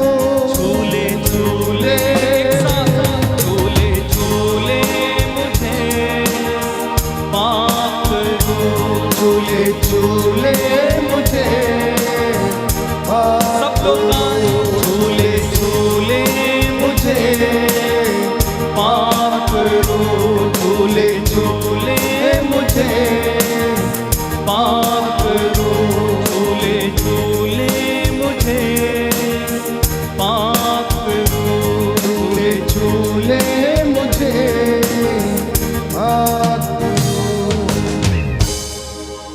मत्ती का सुसमाचार अध्याय 8 पद संख्या 2 और उससे आगे। ईसा पहाड़ी से उतरे, एक विशाल जनसमूह उनके पीछे हो लिया। उस समय एक कोढ़ी उनके पास आया और उसने ये कहते हुए उन्हें दंडवत किया, प्रभु आप चाहें तो मुझे शुद्ध कर सकते हैं। प्रभु आप चाहें तो मुझे शुद्ध कर सकते हैं। आप में से कोई है जिसे अंदरूनी बीमारी है, गुप्त रोग की बीमारी है, इन्फेक्शन से पीड़ित है। प्यारे भाई प्यारी बहन, इस कोढ़ी व्यक्ति के जैसे आप भी कहना कि प्रभु आप चाहें तो मुझे शुद्ध कर सकते हैं। ईसा ने हाथ बढ़ाते हुए यह कहकर उसका स्पर्श किया, मैं यही चाहता हूँ कि तुम शुद्ध हो जाओ, मैं यही चाहता हूँ कि तुम शुद्ध हो जाओ। उसी क्षण उसका कोढ़ दूर हो गया, उसी क्षण उसका कोढ़ दूर हो गया। बोलो आमेन, आमीन, हालेलुया, हालेलुया। यीशु की स्तुति हो, यीशु की स्तुति हो, यीशु को धन्यवाद। यीशु को धन्यवाद। मत्ती का सुसमाचार अध्याय 12 पद संख्या 9 और उससे आगे। वहां से आगे बढ़ने पर ईसा उनके सभागृह गए। वहां एक मनुष्य था जिसका हाथ सूख गया था। ईसा पर दोष लगाने के लिए लोगों ने उनसे ये पूछा, क्या विश्राम के दिन चंगा करने की आज्ञा है? ईसा ने उनसे कहा, यदि तुम्हारे एक ही भेड़ हो और वह विश्राम के दिन गड्ढे में गिर जाए, तो तुम लोगों में ऐसा कौन होगा जो उसे पकड़कर निकाल नहीं लेगा? मनुष्य तो भेड़ से कहीं अधिक बढ़कर है, इसलिए विश्राम के दिन भलाई करने की आज्ञा है। तब उन्होंने उस मनुष्य से कहा, अपना हाथ बढ़ाओ, अपना हाथ बढ़ाओ। उसने अपना हाथ बढ़ाया और वह दूसरे हाथ की तरह अच्छा हो गया, और वह दूसरे हाथ की तरह अच्छा हो गया। प्रियजनों, हो सकता है आप में से कोई व्यक्ति भले हाथ नहीं सूखा है लेकिन उसका विचार सूखा है, उसके अंदर प्रेम नहीं है, उसके अंदर बड़ा दुख है। आज अपने उस दुख को प्रभु के सामने रखना, अपने इस दुख रूपी हाथ को बढ़ाना, निराशा रूपी हाथ को आगे बढ़ाना, और आप चंगे हो जाएंगे, आप चंगे हो जाएंगे। आप में से बहुत से लोग रो रहे हैं, प्रार्थना कर रहे हैं, आंसू बहा रहे हैं। प्यारे भाई प्यारी बहन, आत्मा हमारी अस्पष्ट आहों को जानता है। आप में से कुछ एक लोग अपने अपराध बोध के कारण परेशान हैं। हो सकता है जिंदगी में भ्रूण हत्या हो गई, इसलिए अब वो अपराध बोध खाए जाता है। माफी मांगना, परमेश्वर क्षमा करने को तैयार है।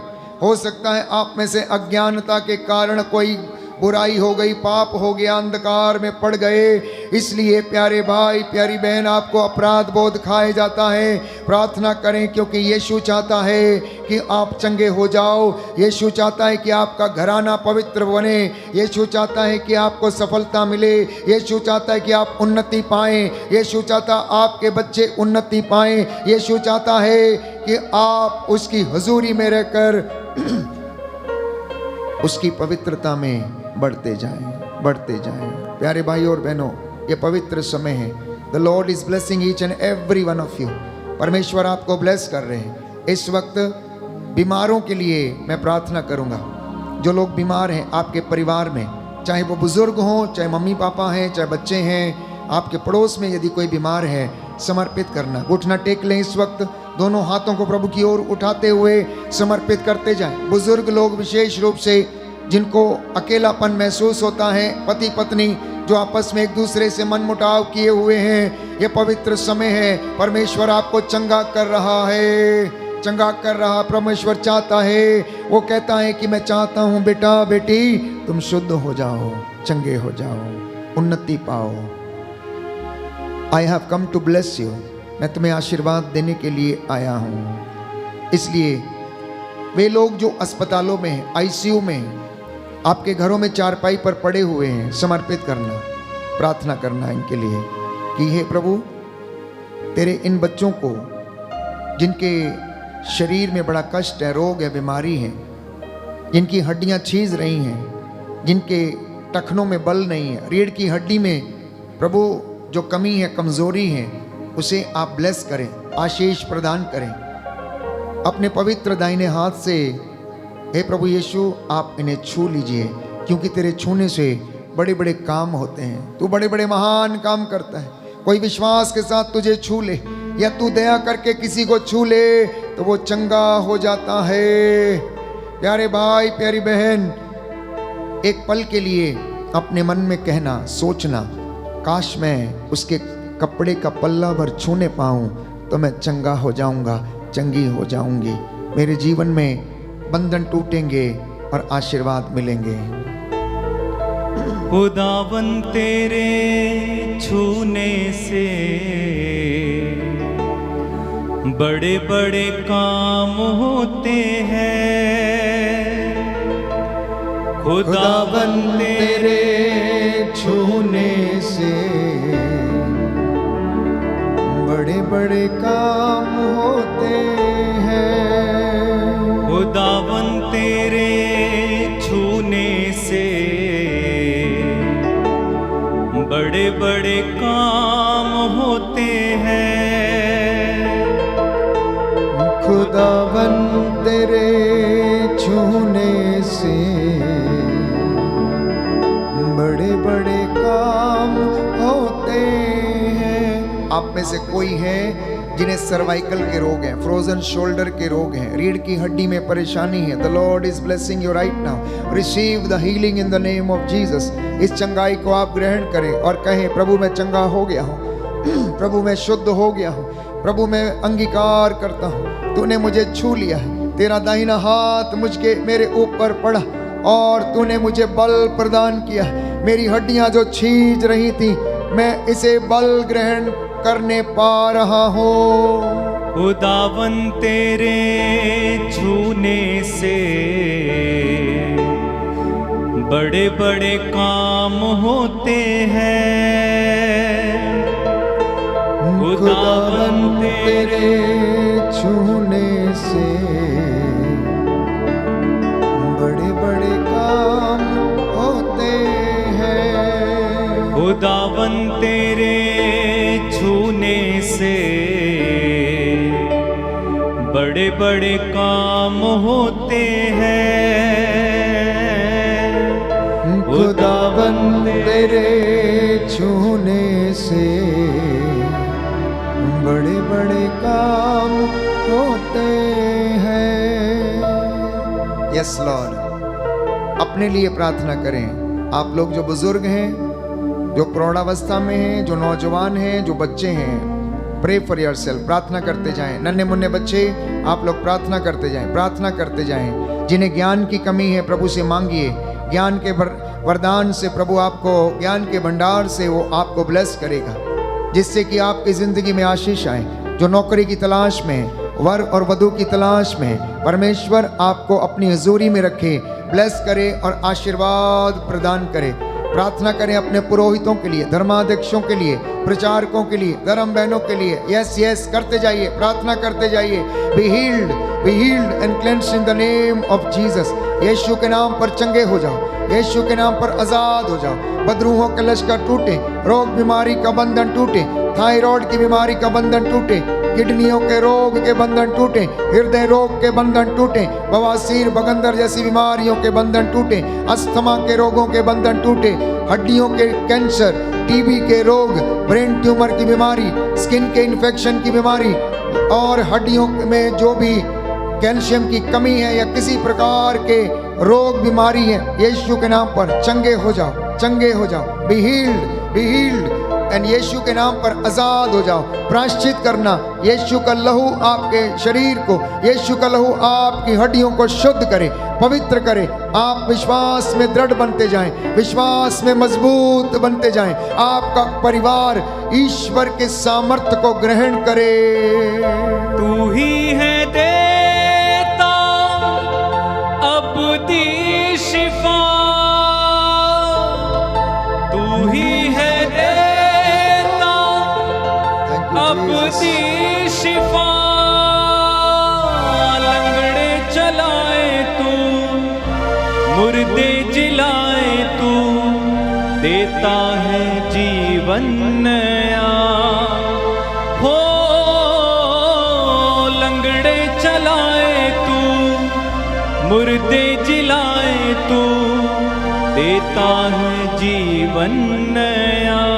खुदावन खुदावन तेरे छूने से बड़े बड़े काम होते हैं। खुदावन तेरे छूने से बड़े बड़े काम होते हैं।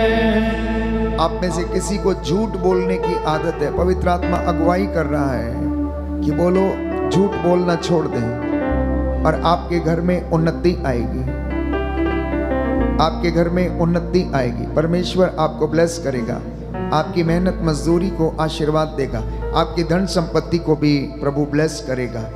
आप में से जितने भी लोगों के मन में अपराध बोध का भाव है, यीशु आपको क्षमा करता है, प्रभु आपको क्षमा करता है। उसके वचन को पालन करना, एक दूसरे को क्षमा करना, सॉरी बोलना, अपने बच्चों के साथ आप समझौता करना। जो बच्चे आपसे निराश हैं, दूर चले गए, भटक गए हैं, प्रभु के हाथों में उन्हें सौंप देना। मैं आपके लिए प्रार्थना करने जा रहा हूँ। परमेश्वर आपको ब्लेस करे और आपके जीवन में आपको आशीर्वाद प्रदान करे।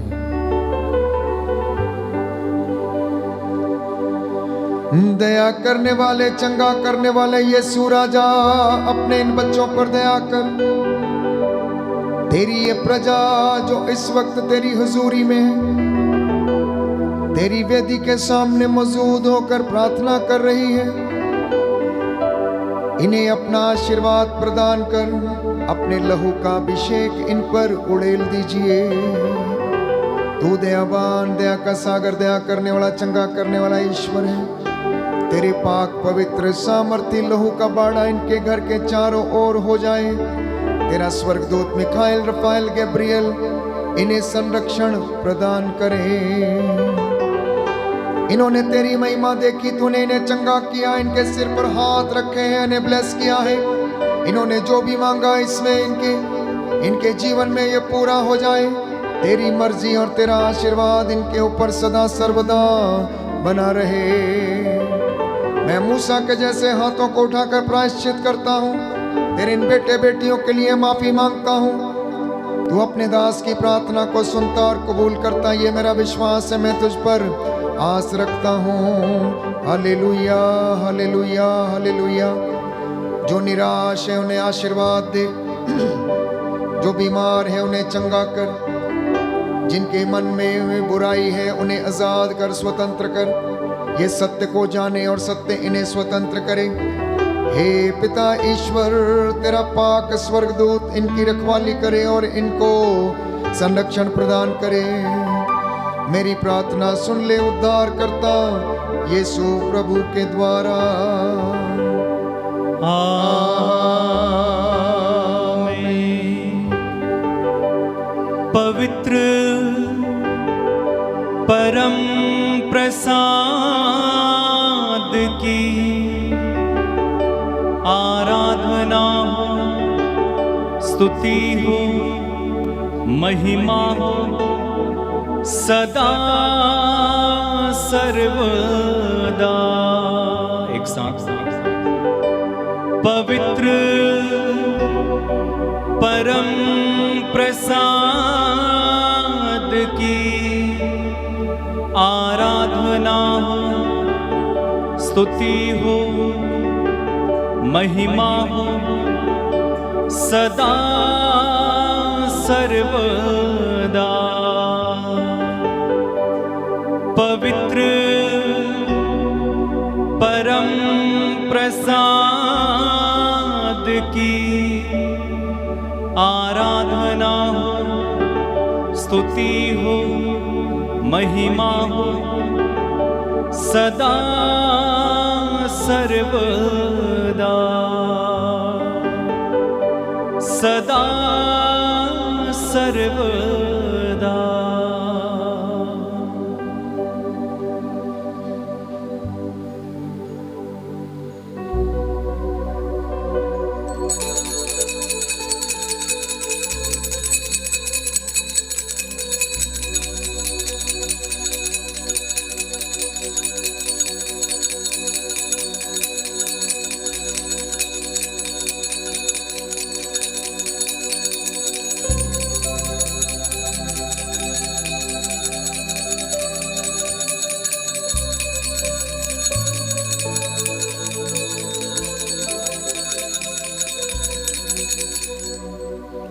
जोरदार तालियां बजाएं, प्रभु को धन्यवाद दें। और जोर से तालियां बजा के प्रभु को धन्यवाद दीजिए। जितना जोर से ताली बजा सकते हैं बजाइए प्रभु के लिए।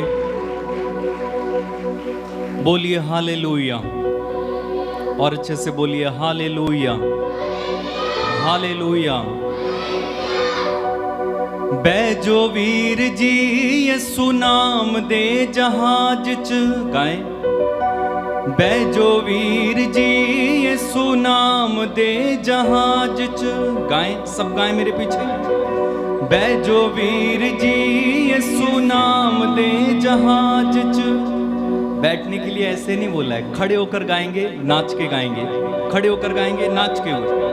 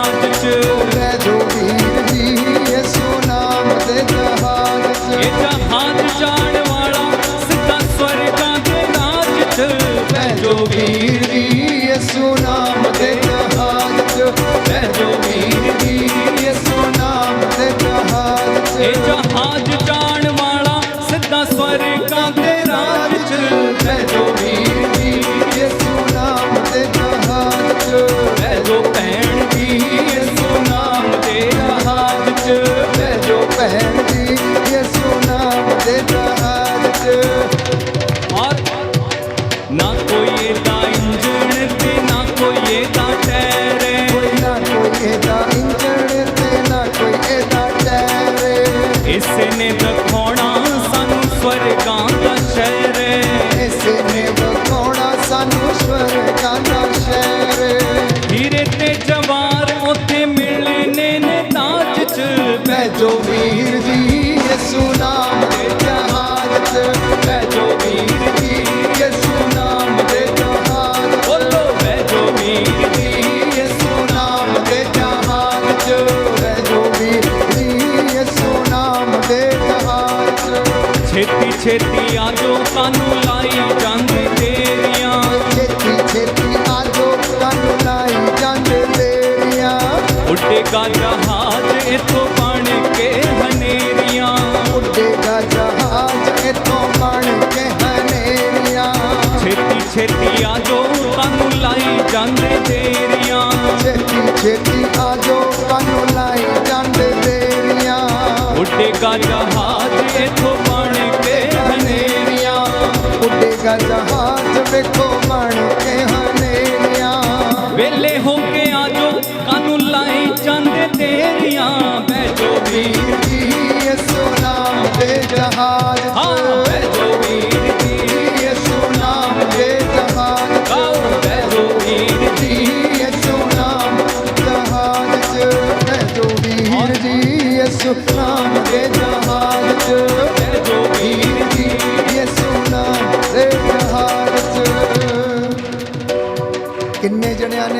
ਯੀਸ਼ੂ ਵਾਲੇ ਨਾਮ ਦੇ ਜਹਾਜ਼ ਤੇ ਬਹਿਣਾ ਵਾ? ਕਿੰਨੇ ਜਣਿਆਂ ਨੇ ਯੀਸ਼ੂ ਵਾਲੇ ਨਾਮ ਦੇ ਜਹਾਜ਼ ਤੇ ਬਹਿਣਾ? ਸਾਰੇ ਨੇ ਬਹਿਣਾ ਤੇ ਸਾਰੇ ਜਣੇ ਤਾਲੀ ਮਾਰ ਕੇ ਨੱਚਣਗੇ ਔਰ ਯੈਸ ਜ਼ੋਰ ਦੇ ਨਾਲ।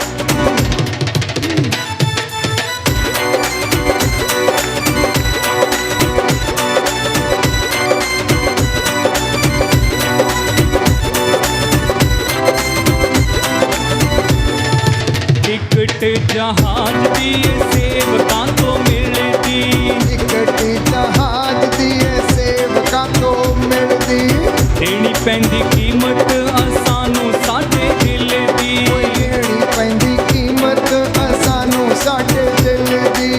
टिकट जहाज दिए सेवकां को मिलती, टिकट जहाज दिए सेवकां को मिलती, देनी पैंदी कीमत असानू साडे दिल दी, देनी पैंदी कीमत असानू साडे दिल दी। वेले होके आजो कानू फसे कम काज च, बैठो वीर जी यीशु नाम दे जहाज च, बैठो वीर जी यीशु नाम दे जहाज च, बैठो वीर जी यीशु नाम दे जहाज च, ओए बैठो भैन जी यीशु नाम दे जहाज च। ये जहाज जाण वाला सदा स्वर्गां दे राज च, बैठो वीर जी यीशु नाम जहाज च, बैठो वीर जी यीशु नाम दे जहाज च, बैठो वीर जी यीशु नाम दे जहाज च। ढोल बजने बजने ढोल बजने, ढोल बजने बजने ढोल बजने, ढोल बजने बजने ढोल बजने, ढोल बजने बजने ढोल बजने, ते नाले शहनाई, यीशु लाड़े दी बरात जदों आई, यीशु लाड़े दी बरात जदों आई, गीत खुशियां दे गाने, ओ नाले भंगड़े भी पाने, हो गीत खुशियां दे गाने, हो नाले भंगड़े भी पाने, हो गीत खुशियां दे गाने, नाले भंगड़े भी पाने, मच जाने चारे पासे दुहाई हो, यीशु लाड़े दी बरात जदों आई, यीशु लाड़े दी बरात जदों आई, ढोल बजने बजने ढोल बजने, ढोल बजने बजने ढोल बजने, लाड़े दे रूप विच यीशु मेरा किन्ना सोहना लगदा है, लाड़े दे रूप विच यीशु मेरा किन्ना सोहना लगदा है।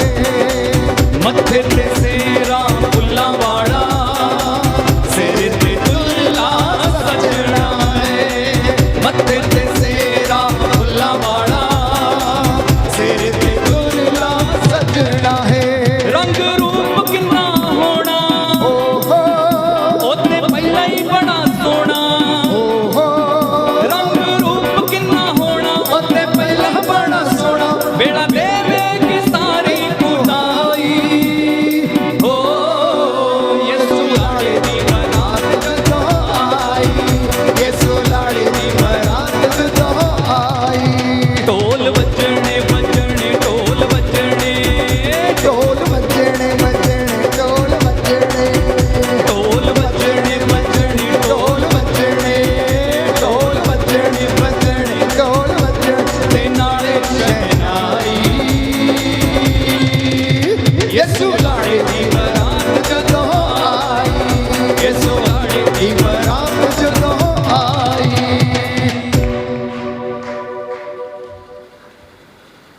ਸਾਰਿਆਂ ਨੂੰ ਜੈਮ ਸੀ ਕੀ ਕੱਲ ਫਾਦਰ ਜੀ ਤੁਹਾਨੂੰ ਟਾਈਮ ਟੇਬਲ ਦੱਸਣਗੇ ਕਿੰਨੇ ਵਜੇ